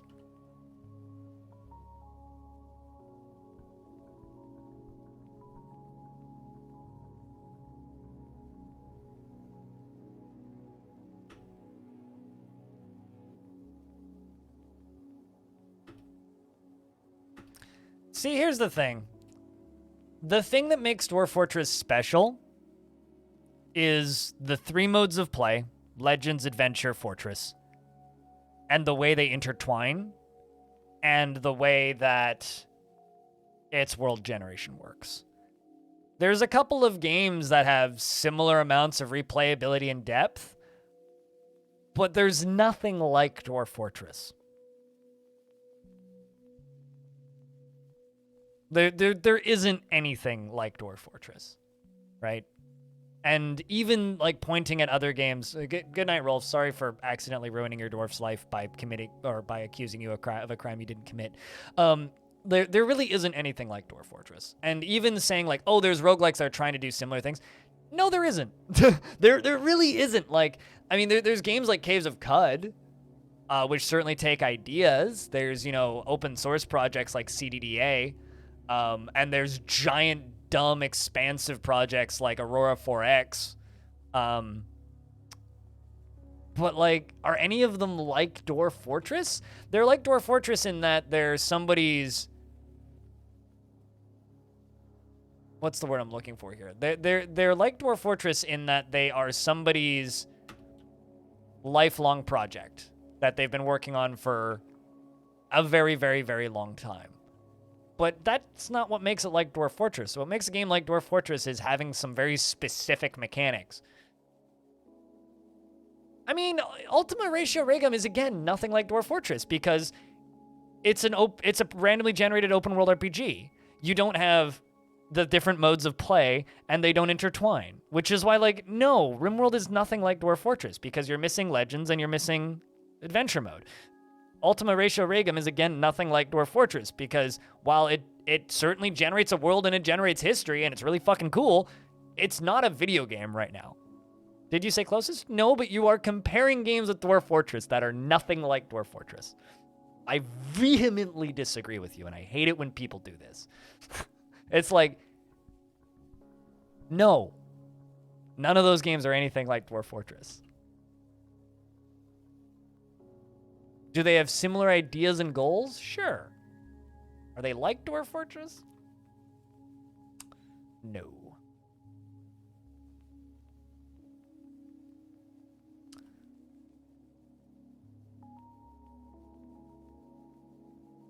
Where did it go? This one. There we go. It's now a Grand Guild Hall.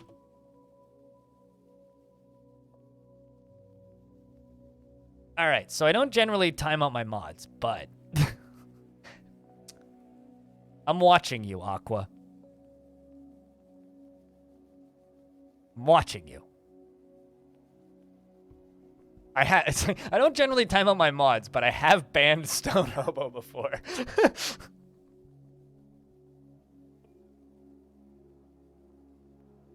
So then I have a question. Why don't you just agree with me instead of trying to make bad comparisons?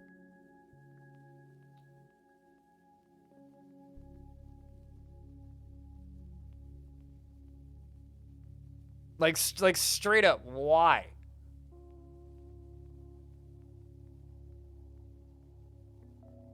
Like, sure, there are games that are inspired by Dwarf Fortress, but there's really nothing like Dwarf Fortress. Just enjoy other games that are interesting, unique ideas. Not everything needs to be like Dwarf Fortress. Yeah, and this is a pointless discussion.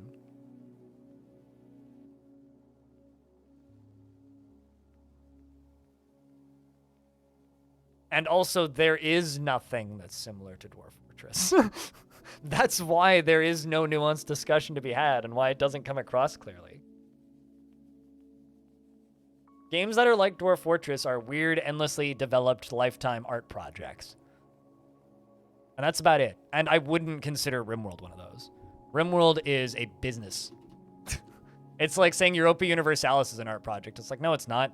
It's a machine designed to sell you DLC, just like RimWorld. Dwarf Fortress isn't a machine designed to sell you DLC. Dwarf Fortress is an art project that happens to be a game as well.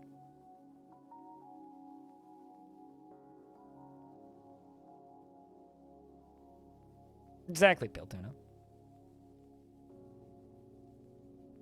That's what makes Dwarf Fortress unique. Oh, hey, a Vile Force of Darkness has arrived. The exact second my wagons have arrived to trade. For the second time. Also, is my army back yet? My army's not back yet. Great. So where my wagons? Oh, those wagons are fucking dead. There's no question of it. Oy vey. This is terrible timing.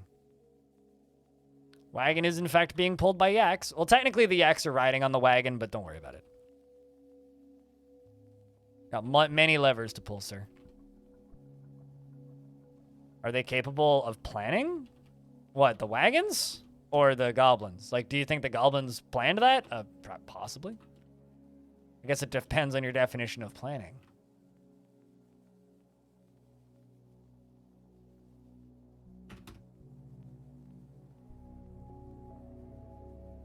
And the dwarf decided to be possessed.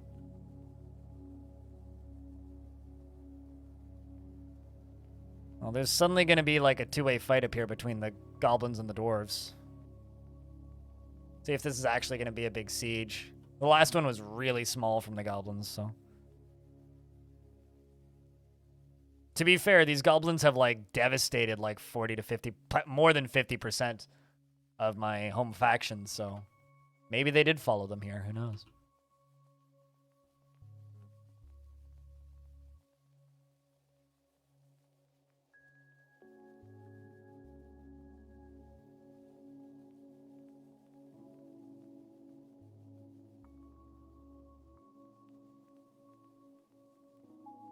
And we've got a Crafts Dwarf artifact happening.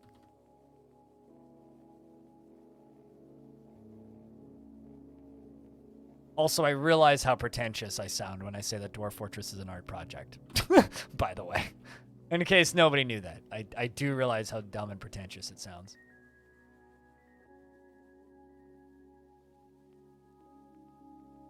Come here, Rolf. Pull the lever.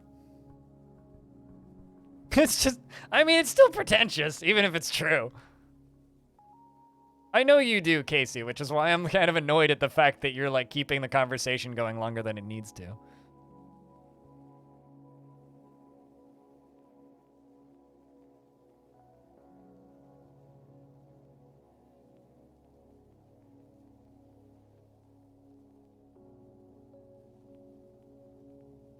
The conversation of comparing games to Dwarf Fortress. But anyway. Gold doors are open. Go up here and pull this lever. Not the do not pull lever, the other lever. Yeah, this is going to be a pretty big siege.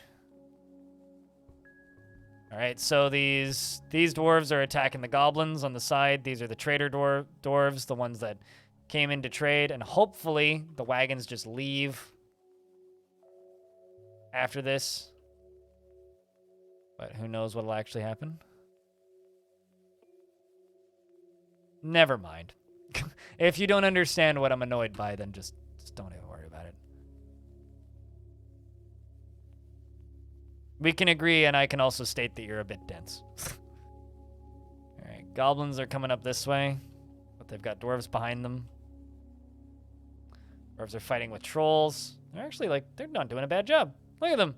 Killing these goblins one by one as they pop in on the side of the map. Or no, maybe are they spawning up here? Okay, yeah, they're popping in onto the map up here and then running straight down here.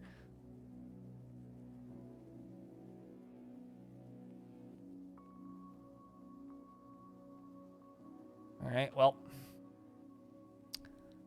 Time to play around with my super overpowered goblin deconstruction machine. Lava kicks in.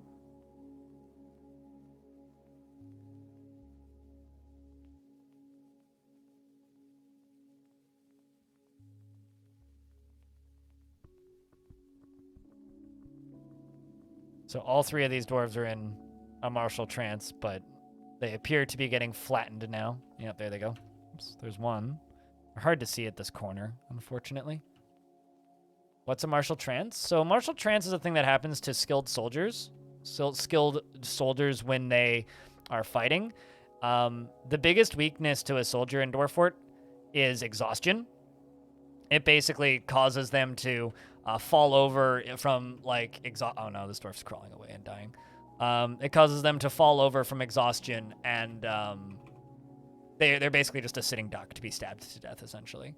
Yeah, it looks like the merchants are all leaving. Well, that's for the best. It turns them into a sitting duck, and they just die, usually. So martial trance basically just makes them immune to exhaustion for a period of time. It basically is just like purely this character is purely focused on combat. But looks like they were still able to do some work. I mean, they took out a good number of trolls and goblins and other things. Yeah, it's kind of like a strange mood, is it not? It's like they get possessed by their ancient elders. Yeah, Zuglar, Digel, Serral, and Saigon. They were the defenders of the wagons that were coming to trade with me, and then they got wrecked. Yeah, they become John Wick briefly. Exactly. That's a good description. They become Dwarfwick.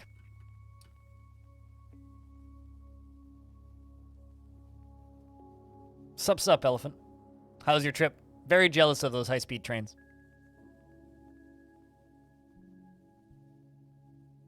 We're about to torch some goblins. My channel's gonna pop. I mean, so here's the thing that I don't know if you've noticed this, but like this a month and a half ago, this was a 60 average viewer channel. It's been I want to say since 2018 since I've had a consistent audience this large.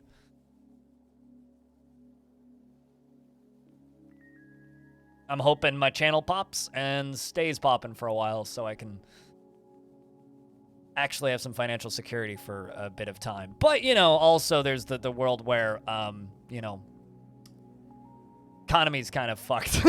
So, you know, anyway. Going well. Hell yeah, dude.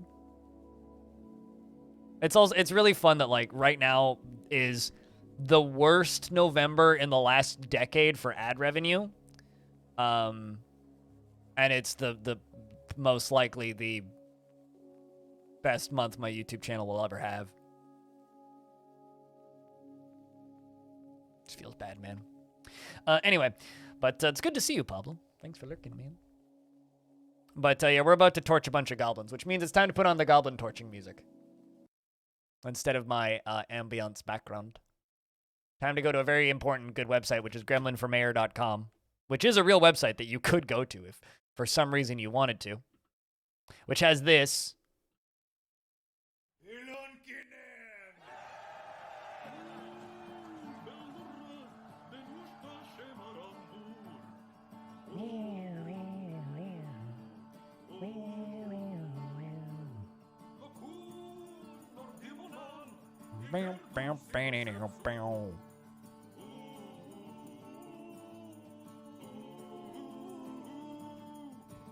Alright, I'm gonna have to bring my soldiers down here a little bit, though. I'm a little bit worried about that squad. I have a feeling they're gonna come back and it's gonna be like, we're all dead. Actually, hold on, are they? Yeah, okay. So I'm pretty sure that squad all died. The one that I sent off to fight that stronghold.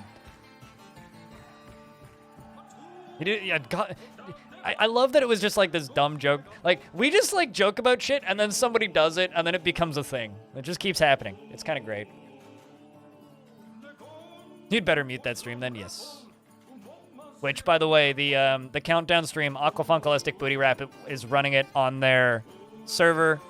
Diamond Destructs is the one who owns the account and made gremlinformayor.nl and have then later turned it into gremlinformayor.com. Where's my military at? Oh, I guess they're all the way underground still.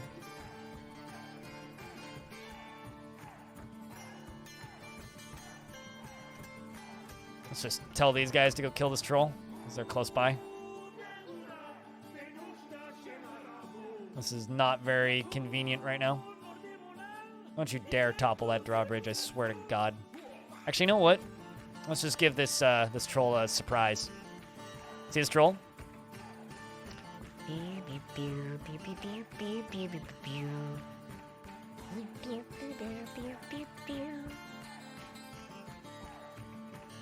How do you feel about hitting the ceiling? Got him. All right, that's one. Just like staples, that was easy. And might as well also like send these other... Like, I don't really like using drawbridges as combat, which is why I'm not killing them with the drawbridges. I'm simply, well, I guess that one I'm killing with the drawbridge. But these ones I'm just using drawbridges as a method of sending them to space. Wow, I didn't even kill them with the drawbridge? My God. Anyway, these guys are going to go flying in a mo. Whee! Thunk. All right. Holy shit, did the... Hey, this goblin gets friends. Look at this. They finally... Or, unless they're fighting. I don't know, actually. I don't know if those goblins are on the same side or not. Kind of doesn't look like it, actually. Yeah, definitely not. They are fighting with each other. Was not expecting these two goblins to fight.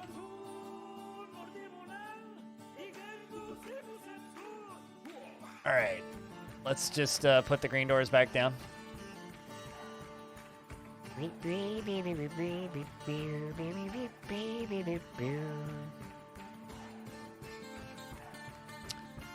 And seriously, where the fuck's my military at?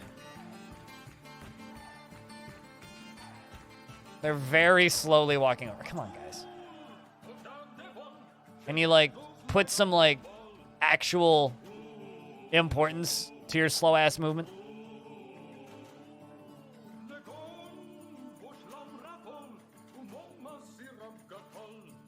Did you make a fighting pit in that with that lava? No, but I did make a glass pyramid with lava towers in it. So it's a glass pyramid with a roof, so when they get launched by the drawbridges, they smack into the ceiling and then fall back down. With, you know, a very epic game buying store logo right there. Anyway, yeah, so they get launched up, and then these walkways can get doused in lava. Where'd the goblin end up? Flew straight up, smacked into the ceiling, came back down, and landed in lava and died.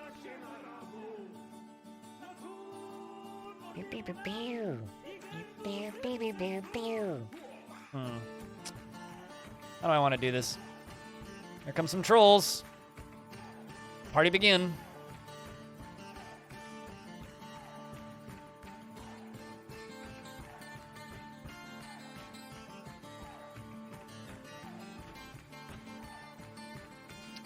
Troll, are you trying to topple that door? That seems like a oh my God. Okay, so this was our attempt to attack this thing that you guys were like, yeah, you totally can do it. It'll be fine. Accident led the attack, and the defenders were led by the Shrew Devil. Oh, there you go. I was like, you know, there's probably a demon there or something. Turns out there was a fucking demon there. Look at that. The devil had the tactical advantage and killed everybody, probably, right? Oh, no, everybody was imprisoned.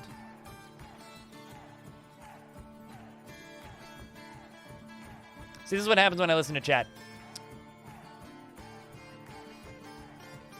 One dwarf made it back. They're now in demon prison.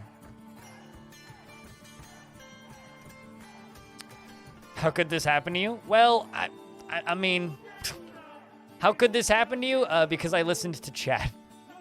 That's how. Let me take a peek real quick. They might actually move them.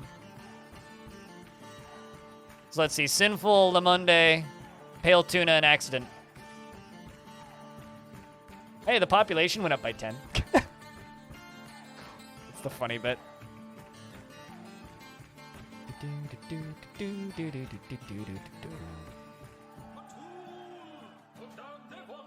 wonder if there's I'm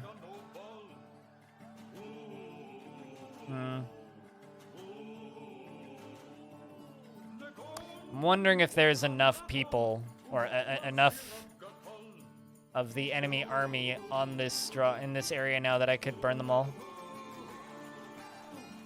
Also, in before one or two of my dwarves fall into the lava. There goes one, I think. Bye, Domas. Nice knowing you.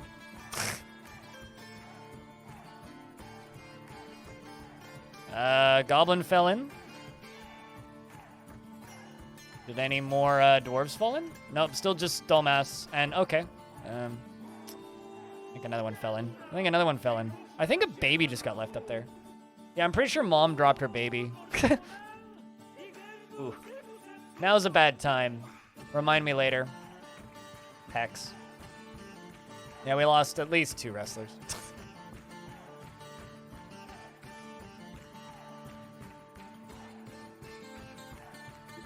Back the military up. Do me a huge favor. Don't ever activate those during combat situations. All right, so now there's a baby there. This is awkward. Oh, hey, shit. The siege just ended. Okay.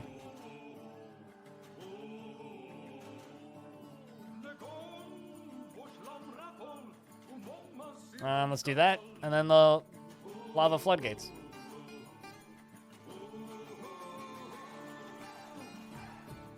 Well, at least baby will be fine.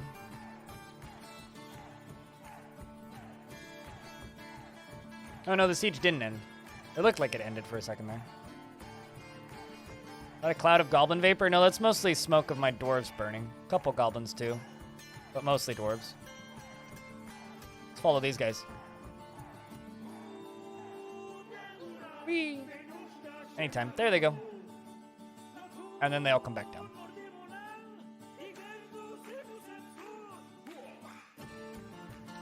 How many are we down to? That's about half of them. Now's not a time to tell me about your mysterious construction, Dwarf. Put the green doors, the gold door. Oh, not the gold doors. Let's put the green doors back down. Pull this lever again.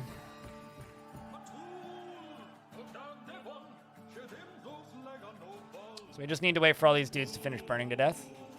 Baby's back in the fort, so that's a good sign.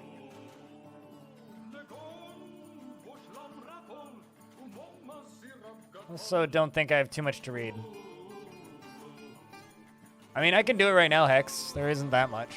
But now that we're not an immediate threat anymore, I can read this. Sleep during death, awake during punishment. You might be Mango's salesperson. Frogs eat food. Toads can't fly. Shells are needed for my artifact. Find me under...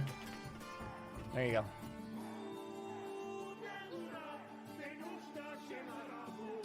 All right, well, I could put the gold bridges down and then just charge my military through. That's an option. Actually, you know what? That's what we're going to do. I'm going to put the gold doors down. Just let them walk straight up through and then lock them in there. That'll do her. Also, hey, D-Wack. And Pybergs. You love the traps that people come up with in this game? Yeah, I don't care if they're OP. I just care that they're fun, and this one's pretty fun. Took way too long to build, though. Like, it took me probably around 20 hours to build these 3 towers. The initial prototype one took the longest, though. After that, they were easier to just kind of replicate. Unless... Okay, I know they're leaving. Siege is done.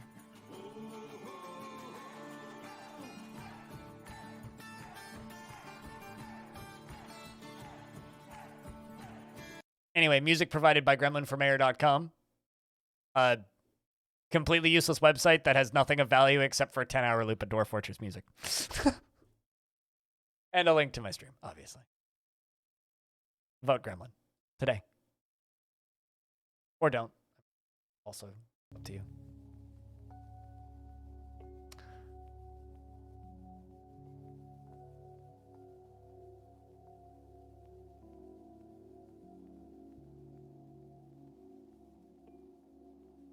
Goblin recruit is caught in the lava. I love how I keep just getting combat logs from this. Also, I'm just going to save and reload. Just let that bursts into flames and dies. Bedtime, see you tomorrow. We'll see you when we see you, Dunlar. We'll be on tomorrow at 9 a.m. Pacific. Ugh, gosh. My neck's not happy with me.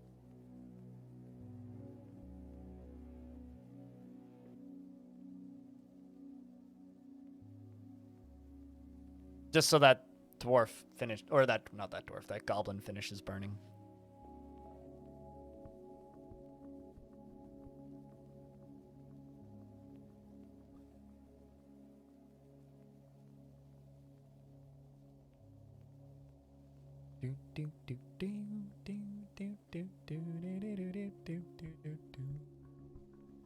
Man, no, that particular song goes really fucking hard, and I really like it. Really good song. Also, this doesn't really have anything to do with anything, but I'm kind of surprised that the Dwarf Fortress subreddit hasn't hit 130,000 yet. It's been sitting at 129,000 for a very long time, though. I suspect there will be an influx when premium drops. Ugh, gosh. But yeah, no, I'm very hopeful that my channel will grow considerably over the next, 2 months or so. It's kind of been something I've been banking on for a very long time. So, we'll see if it pays off. We will see.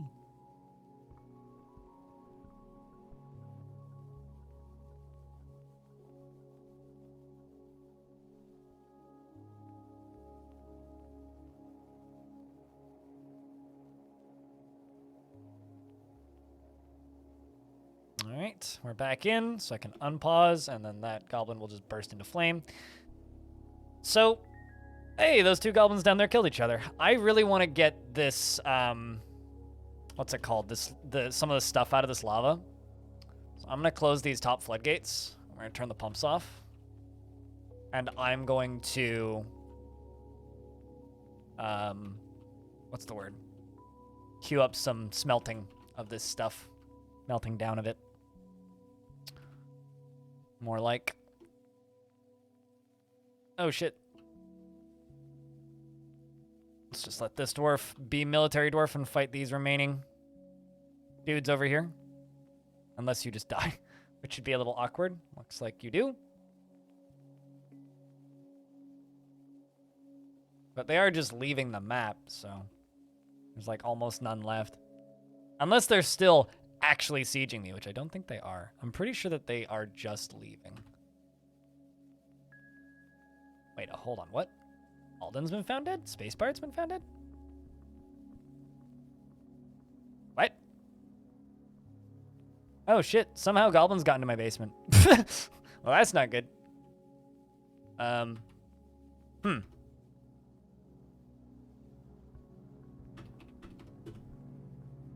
Let's get the dwarves into the tavern. Because apparently there is 2 goblins in my basement that are just killing dwarves. They must have, like... Actually, I don't know how they got in. But, that's the fun of Dwarf Fort, right? Here come the military to finish these dudes off. Come on, guys. That's pretty brutal. What a shame. Wait, hold on a second. Did you just fucking drop your sword on the ground? I beg your fucking pardon. What exactly did you just do? You just dropped your adamantine spear. You big dummy.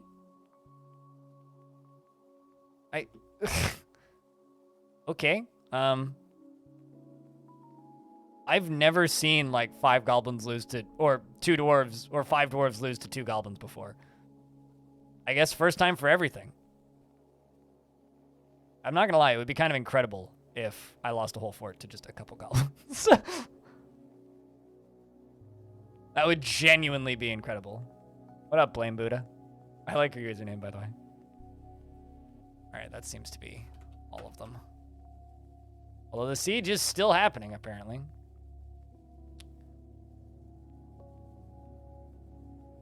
Armed with adamantine, nonetheless. Okay, yeah, they're all just leaving. Good lord, yeah, no, I just lost, like, most of my military, too. Just nothing, basically. That's wild.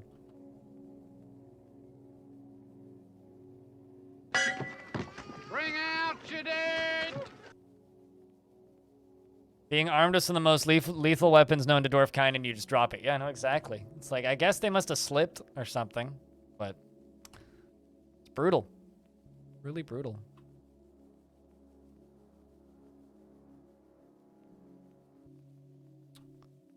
All right, well. No, no, no, no, no, no, no!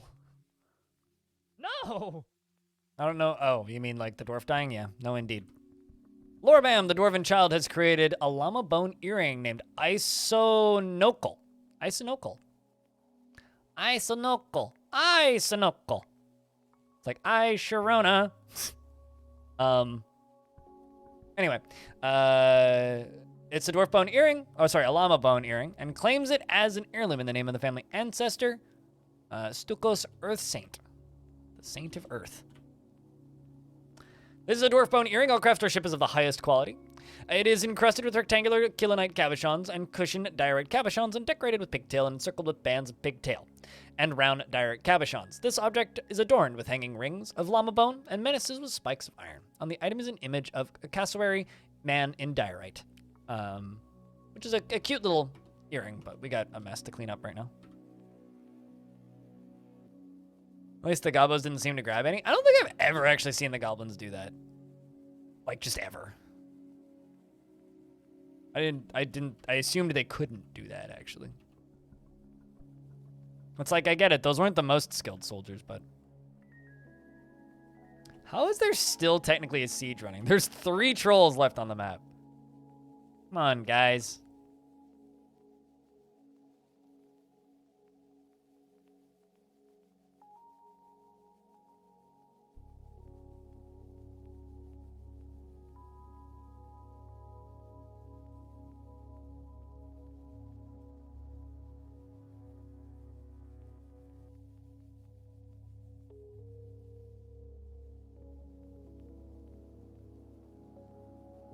But, you know, that's unfortunate. F's for the dwarves that died.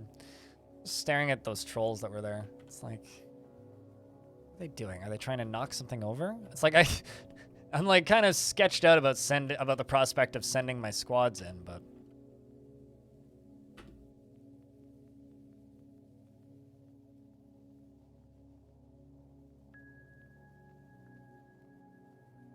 Let's get them active in training. At least we're cleaning patients and taking care of dwarves that need it.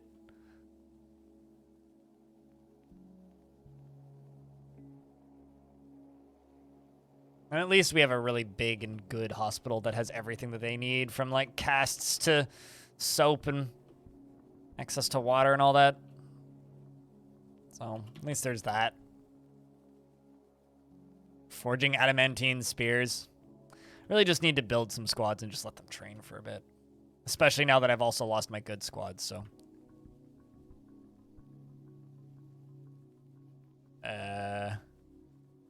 You seen a troll somewhere? Oh. There's just like this troll just like on the ground going, "Bah, I'm a troll, and I'm in pain."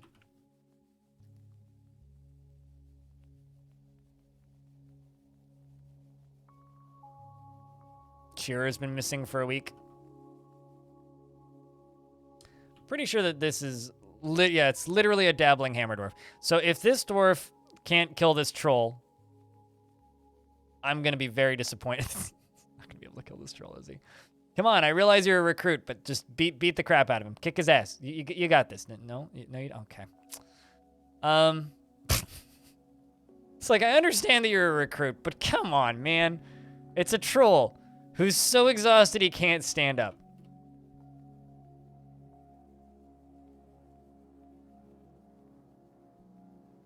It's like, I get it, you're just bashing it with an iron crossbow, but like you should be able to pull it. Come on.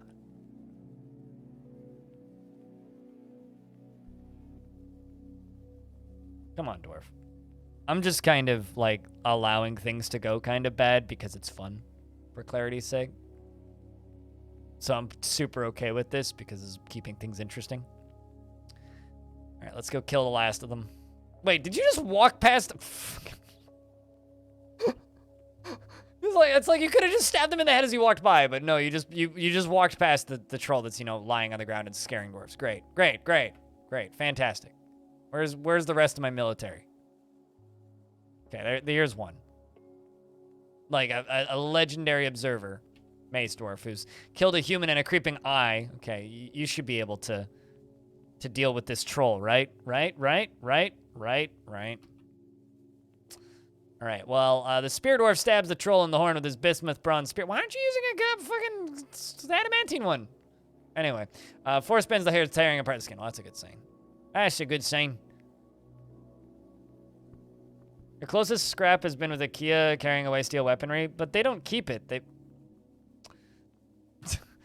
grabs weapons, just like says, "I'm gonna go put this in my house now."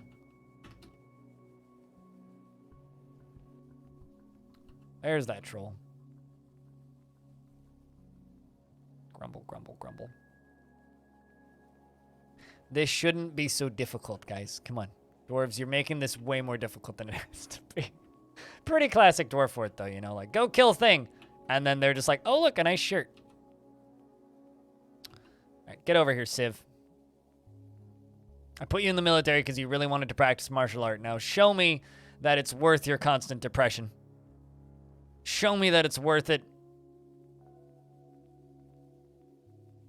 They get disappeared.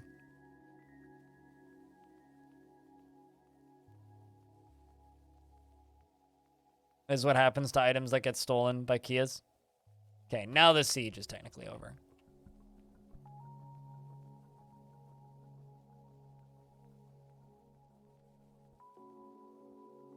Very single-minded and develops okay, is nervous, has abstractions. How do you feel about combat?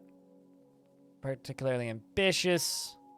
Very humble. I mean, clearly, like, they take it and they put them in their nest, right? It's not like the items are a valuable thing that, like, gets remembered and, like, that they care about, that they bring to somebody else. Great trouble mastering fear when encountering danger. That's fine. You'll be fine. Hazaza, how would you feel about the military? Here's a mastering skill. Is a nervous wreck. Excellent. You'll do fine. How about you? Nyeh.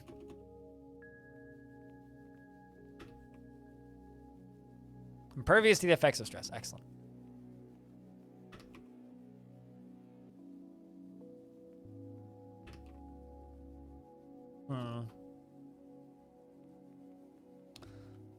Curses.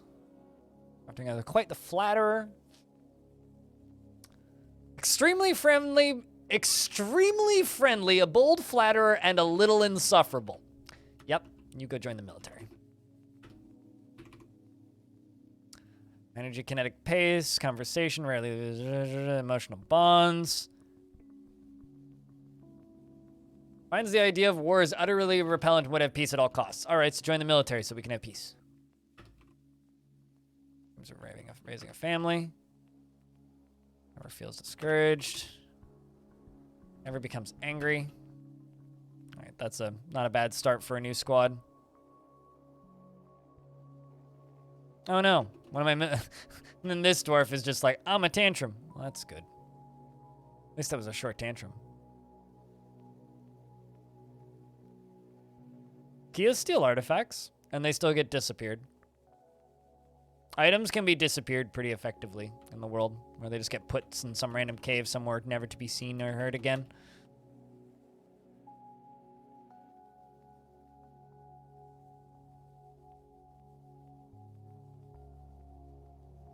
There we go. Items are getting placed in tombs, which is what we need to see here. But yeah, Kias will steal literally anything that has a value that belongs to a dwarf. But lots of different types of critters will steal stuff from dwarves. Like monkeys do the same thing, right? Like Greylang, like I had a good like spat of like a good number of months with Long Death where every like spring and then early summer as well, like 5 to 10 gray langurs would just show up and try and steal all my shit. They actually got away with some books once, which ended with me like caging a bunch of them and putting them on my walls and stuff. But eventually they just kind of stopped. They just stopped showing up one day. I guess we finally killed enough of them, which is kind of dark, but it's true. It is certainly true. For reference, Long Death is a fortress that I have that I'm keeping alive for 1,000 years, which is a version behind in the game right now and is going to stay in that version. And I'm going to continue streaming it post post Premium 1.0 launch, so I will still have a old version of the game that I will go back to.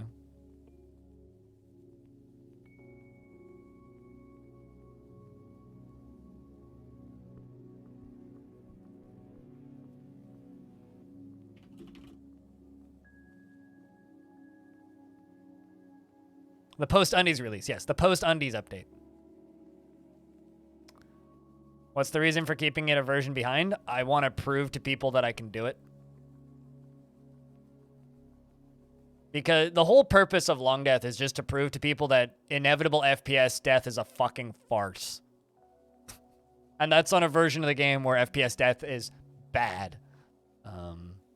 So I literally had it running that long just to prove to people that I could do it. But what it's going to turn into post Undies update is it's going to become basically a talk show, because it's basically a podcast already. I just, stream the same fort constantly, and all these tombs filling up. I stream the same fort constantly. It's just me talking mostly with like Dwarf Fortress in the background, and my plan is to make it go from just being me talking with Dwarf Fortress in the background into kind of a talk show where I bring on other people who play Dwarf Fort, and we talk about Dwarf Fort while there's Dwarf Fort in the background, because I can basically autopilot it. No, Dwarf Fortress has actually had a very long stint of save compatibility. Like, basically, since about 2014, saves have been at least mostly compatible. With some like weird exceptions of like weird crashes and things. Mostly saves have been compatible for like 8 or 9 years or something ridiculous like that.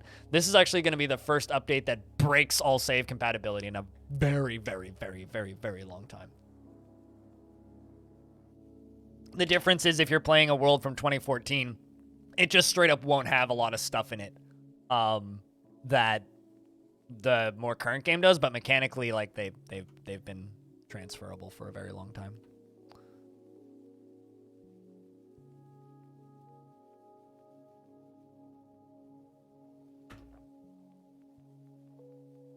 Mercy and compassion. Bold flatterer and extremely friendly and a little insufferable.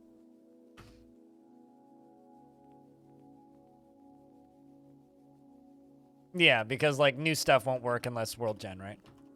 Unless you generate a world with that stuff in it. Okay, USA, a field is fulfilled by assisting no need. Actively avoids exciting or stressful situations. Yeah, I don't want to do that. But I do want to give you healthcare jobs. And I'm going to give you butchery. And animal training and animal care.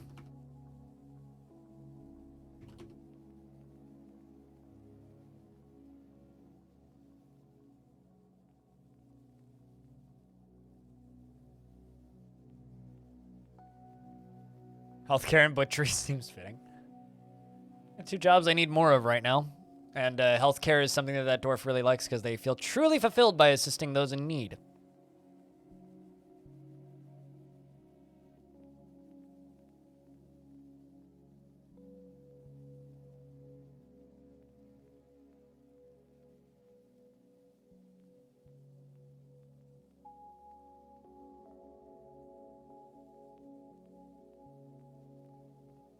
All right, so it's just like America, you know? You go get healthcare, and then they butcher your wallet.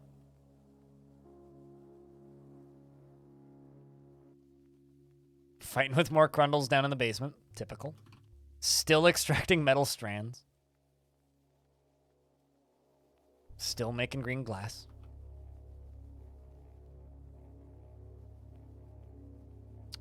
Well, that was pretty vile and deadly, I'm not gonna lie. But, on the bright side, we had some excitement. So that was good. Nothing wrong with a little bit of excitement, if I do say so myself. I guess we will let them recover a few more dwarves. This dwarf needs to leave this squad. Gangs of paging. You know, actually, I think I'm just going to retire this squad entirely. I'll focus on these two.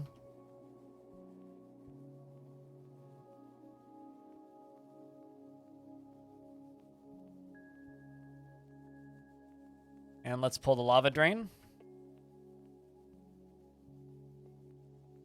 Just so that we can get this lava draining out.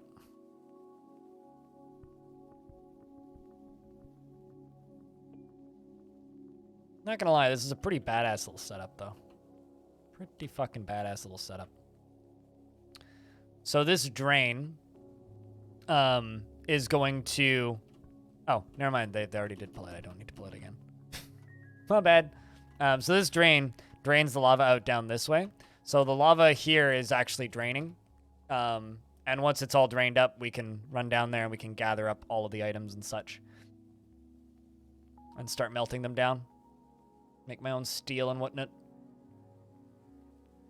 V effective. V effective.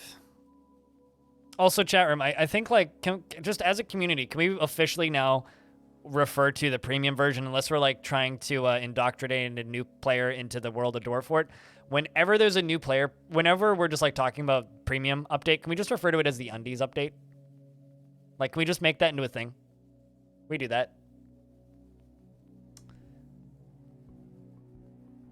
Dwarf Fortress, the Thong update.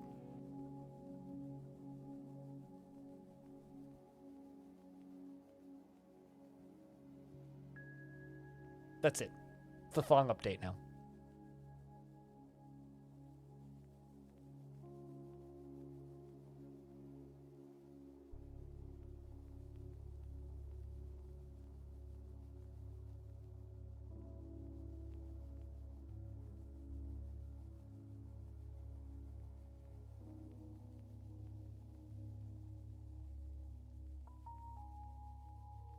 Wasn't that already part of the official title? No, I'm pretty sure it's just version 5.0 premium.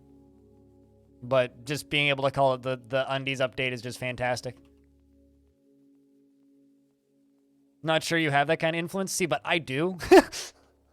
I've like indirectly caused a couple things. Like the popularity of Debug Guy, I think, is partially due to my like consistent putting it in my thumbnail. Even people who don't actually know what it is recognize it now, which I kind of love. I also personally think that we need to just put Debug Guy on the Steam Workshop as a custom creature. Just call him Debug Guy. He just shows up sometimes. Wanders around the caverns and is just like Gorlax. Oh no, an elephant calf has been stung by a bee. And I have hiccups.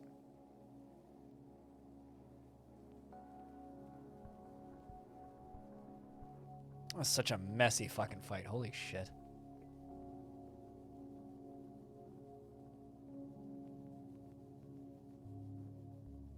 Adamantine helm.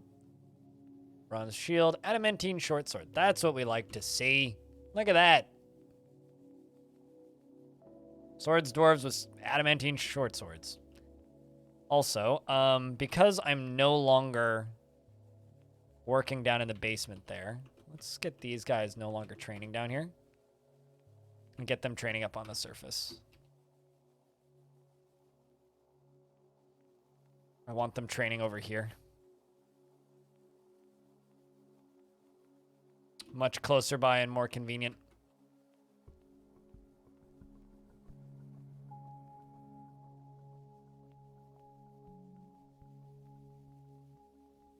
It's like, what do these guys have? Adamantine shields, iron chain leggings, adamantine spears. There we go. What's this? Coats. Silk coat. Let's make 100 coats.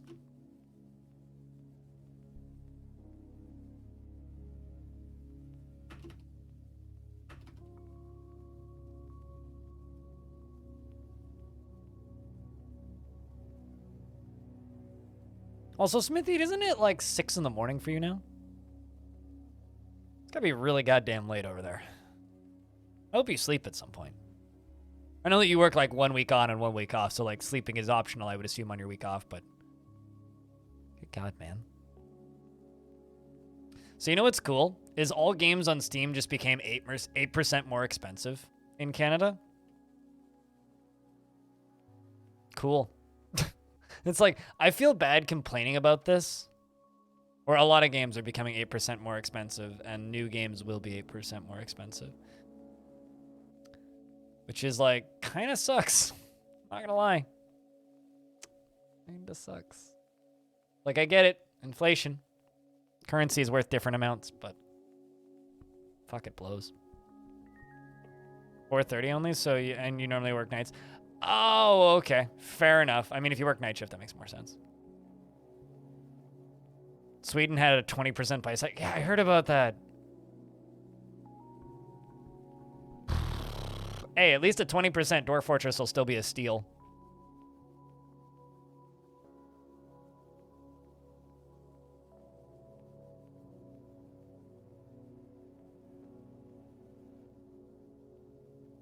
Like, that's going to be kind of a huge deal. Right, these dwarves are just putting shit away. Currency conversions. Oh, by the way, we also have a 5% sales tax on games. Digital goods taxed, which is fine, but it all adds up. It just like, all it really does is it just makes me 1000% certain that I'm never going to buy a AAA game. Because it's just like, why would I spend $79.99 or $89.99 now on AAA games? Not even including the soon coming price hikes. It's like, but yeah, it's currency conversions due to the economy being right now. But yeah, no, it's like, it makes it really, really easy to just decide, do I buy the new fancy game from Square Enix or no? And then I look at the price and I go, no. Because I could buy like 4 games that I know I would put more time into each of them individually for the same price.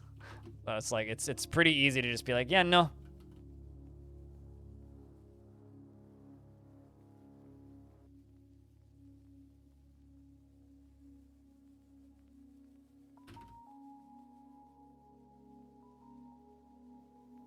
Oh yeah, no, tanking has just begun.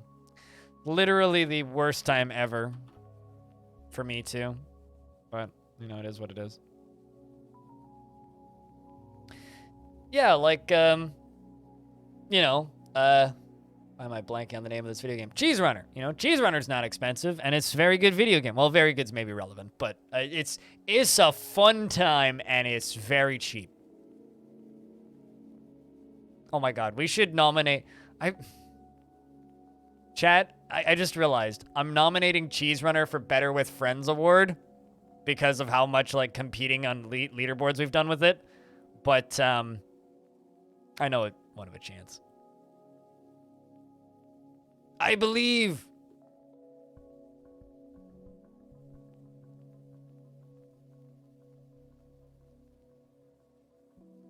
The music is S tier. It's pretty good. Yeah. I kind of wish they'd add more music to it. Wonder how many copies of that game we need to sell to get them to, like, give them a full-length soundtrack.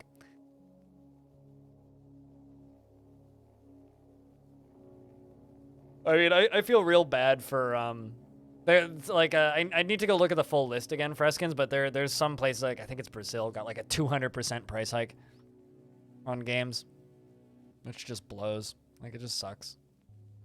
Like, it's one of those just nobody wins. It's like, I understand why they're doing it, but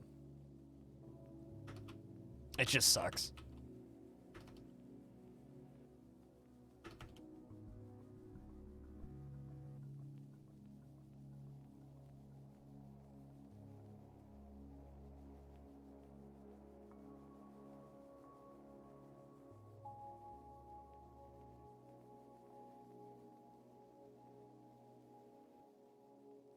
It just kind of sucks. All right. Well, there really ain't much I can do right now. All we can really do is just wait for everything to, all of these bodies to get dealt with. And then we're gonna have to give these dwarves a break. It sucks. We were canceled from trading again because of a siege. So many sieges. So many sieges.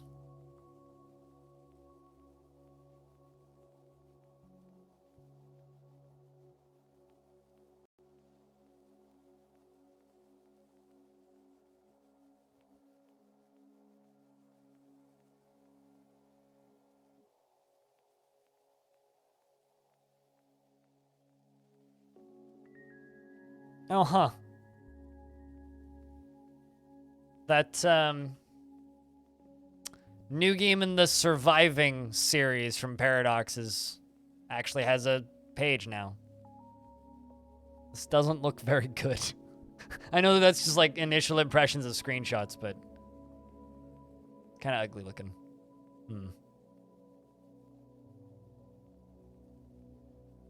I don't know. It's out in 7 weeks? Damn, that was quick. Weird. Wonder if that'll be any good. At least I didn't burn the caravan. I mean, I might as well have. Might as well have, rather.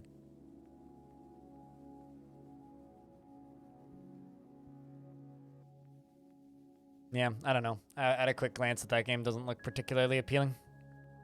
Civ's throwing another tantrum. We've actually got a dwarf that's tantruming in this fight now, which is exciting. Pilot, what up? And I appreciate you paying for it. Thank you for paying for it. You keep this channel funded. This dwarf is committing crimes, and these dwarves with the question marks are all going to go report the crimes.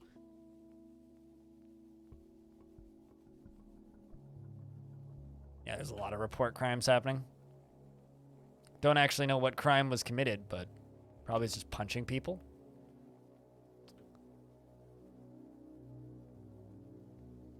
He threw a hat at somebody? Or no, he punched somebody through a hat. I think. Yeah, no, that's an old combat log. But Pilot, how was work? How you doing? How's things, man? You're just in time. In a little bit here, we're going to be playing some Cheese Runner. No, that'll be me committing cheese crime. This dwarf is just committing crimes. Vandalism, in fact. You have been accused of committing vandalism. Vandal?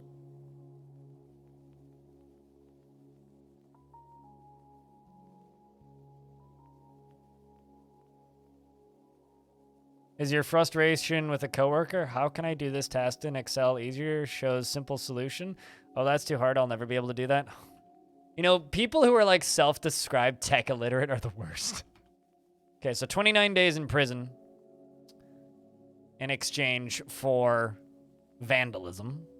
Store an owned item. How mad are you? Haggard!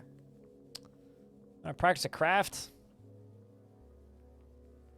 You have a lot of crafts. Let's give you glassmaking. So you can do the craft that we're always doing. Cheese for everyone! But yeah, no, that sucks.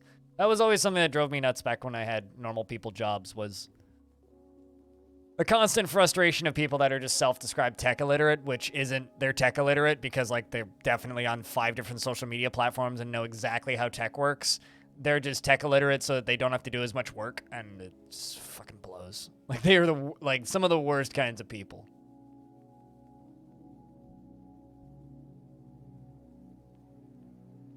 Some of the worst kinds of people. They always just drove me nuts. But, you know.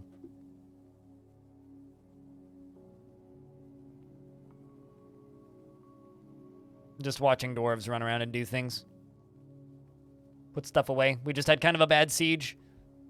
Bunch of dwarves died, so I'm doing my damnedest to just kind of get stuff put away and finish up a bunch of jobs and deal with all the bodies and, you know, all that crap.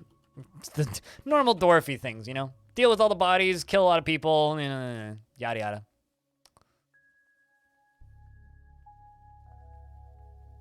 It's a lot of 6s. 66 silk coats left and 666 last blocks. Although let's actually clear off those jobs. Let's clear that one, clear that one, clear that one. Keep the strands going though. What's Whammy the Engraver Dwarf up to? I think you're still alive. Pretty sure you are, actually. Were you together with Sanic? Yeah, Whammy. You feel self-pity after being unable to practice a martial art. You want to practice a martial art. Would you like me to put you in the military? Although you do everything in your power to avoid exciting and stressful situations.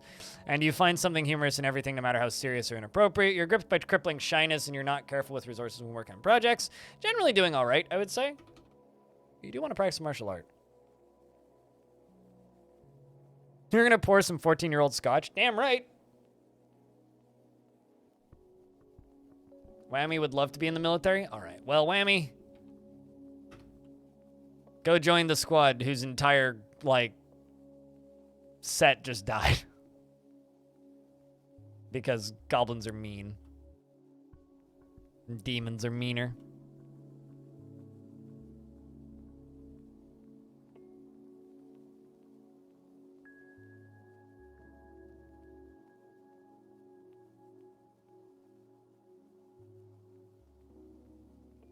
Always forget to pull that lever as well.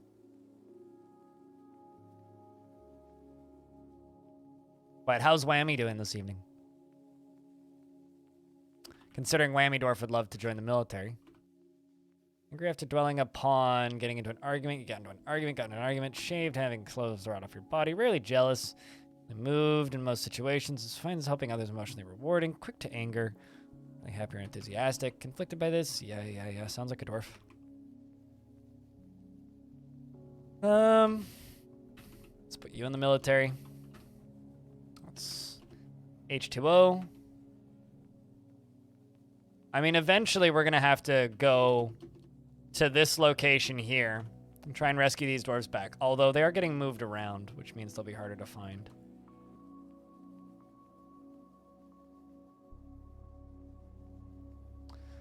Because currently there is a few prisoners there, but their numbers are getting lower, which is scary.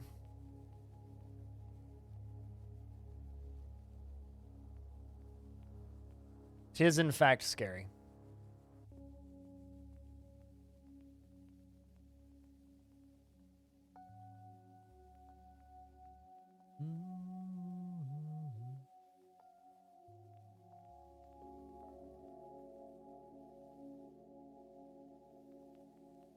Also, I keep on like having to remind myself, I'm gonna have to make a DF News video tonight. Because there actually is DF News. It's a pretty simple one though. It's just like, yo, if you make mods, yell at Alexandra. And also, then, what else? If you make mods, go yell at Alexandra. And there's gonna be merch. And Tarn posted about some other stuff. Made some scrumptious spaghetti. Ooh, jelly. Scotch acquired. Hell yeah. I bought this maple barrel whiskey stuff, which is all right. It's just a bit too on the sweet side for me. Pretty good as a mixer, but I don't think I would buy it again. It's a bit. I like my whiskey to be a bit more smoky and a bit more like earthy. This is definitely on the... Your injuries. Faint ability to stand. Okay, you can't stand and your ability to grasp is impaired. You know, Led, I hate to break it to you, but I think your career as a spear dwarf is over. I think that your career as a spear dwarf is done.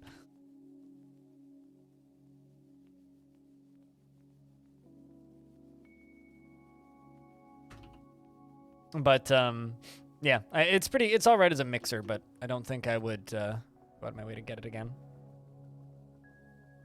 Time to take them out back to the barn? Nah, it's just time for them to go be a full-time reader. Never fails to seek out stressful and exciting situations. Sounds great.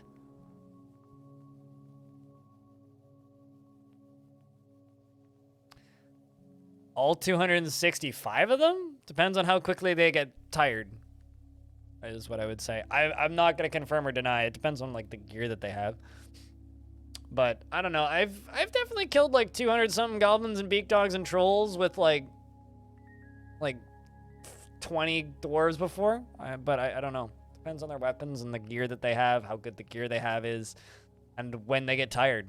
Because that's what kills them, is when they get tired. Although, I think I had about 30 dwarves almost win against about 700 goblins once. That's not too far off. Hello, everybody, and welcome back to another one of those videos where I talk about Dwarf. No, hello, everybody, and welcome back to another one of those videos where I talk about updates in the Steam version of Dwarf Fortress coming from Toady1 and KidFox. And then the occasional rare one of hello, everybody, and welcome to a video about Dwarf Fortress. You know, someone had the audacity on Reddit the other day to say that none of my content is original. Make me sad. Maybe like app data, Steam apps, games installed, Dwarf Fortress, undies update.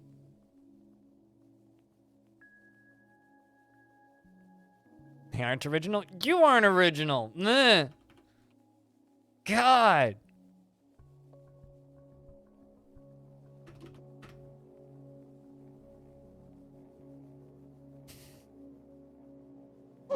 I know. At least someone does. Jeez. Big bully. Look at Pilot being all mean to me. And so you're going to go pick up your equipment. Finally, I think stuff's starting to be put away. How many bodies do I have in the basement now? Answer that question is a few.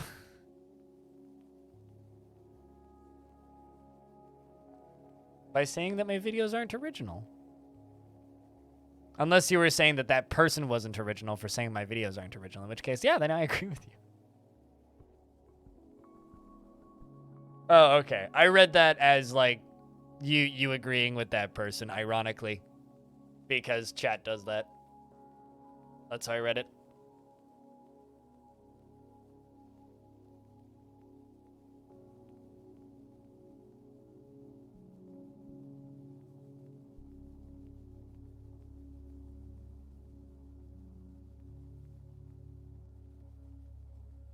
Goes about as far as that goblin that I yeeted that one time. I mean, to be fair, that goblin went pretty far. Although I will state that, like, it's pretty hard to make wholly original content when you're, like, the vast majority of your audience is interested in a patch for a game that's not out yet. It's pretty hard to create extremely unique original content for a game that isn't actually publicly playable yet. And in that respect, I think I'm doing a pretty good job making original-ish content for a game that is not publicly playable yet. It'll be much easier for me to make completely unique content once Dwarf Fortress is publicly playable. Holy shit, look at all of this Goblinite.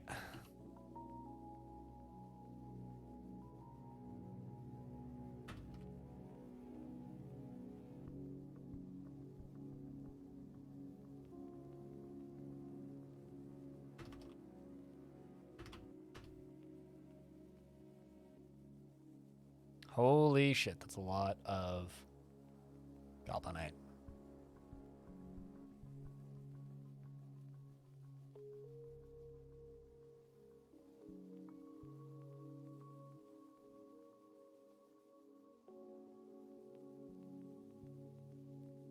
So what we're going to do now is we're going to wait for this lava to kind of disperse a little bit.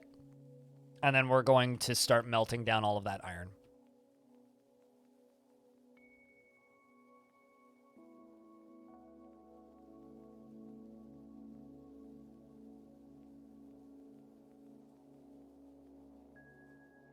And then if we get sieged, it'll just be a matter of locking the door and waiting a bit until this whole thing is ready to go.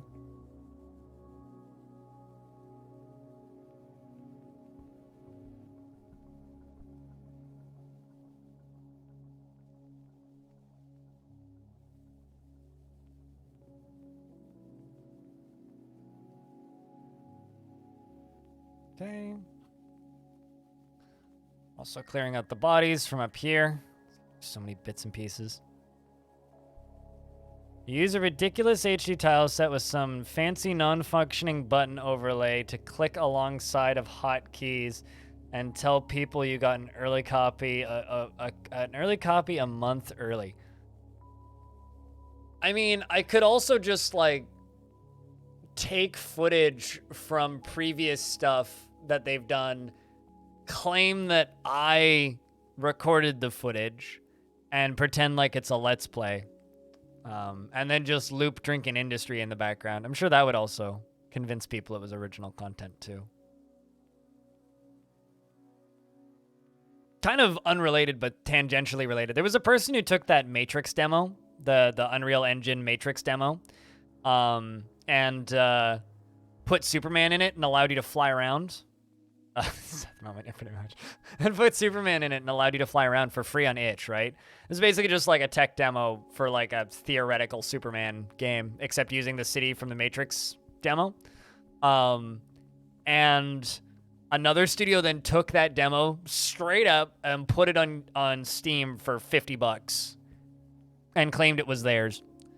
And then content struck down the original developer on YouTube, got his YouTube videos about the game taken down wrongfully, and then issued a takedown request to the itch version, which was free, for stealing their game, which was a free asset pack on the Unreal Engine Asset Store with a neat physics demo of being Superman in it.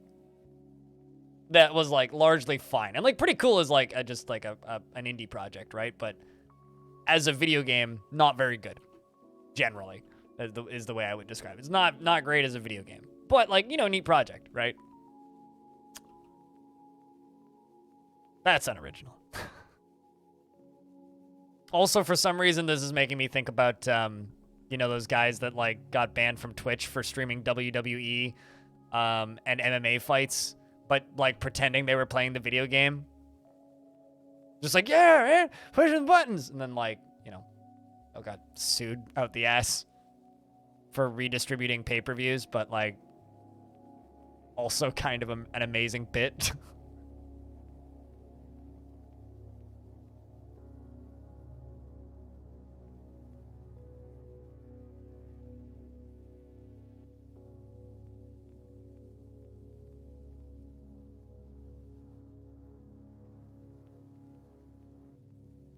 All right, so now we just chill here for a bit. Because a lot of these dwarves are still dumping items. We're just getting rid of these body parts. Problem is, they're just like landing here now. They're not actually getting burnt up by the lava because it's just sitting there. Lava's around the edges.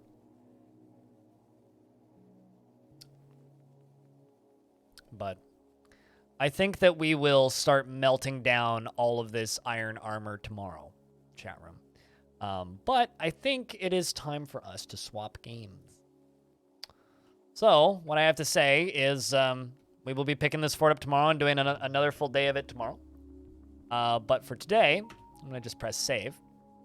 And we're going to go play some Cheese Runner. Yeah, Pilot knows what's up. I think today's stream will probably end up landing at around 12 hours, and then I'm going to go edit a video. And then we'll do another 12-hour stream tomorrow. For those of you who are here specifically for Dwarfs and are like, ew, different game, I don't want to hang around for different game, I recommend going and watching Cupo.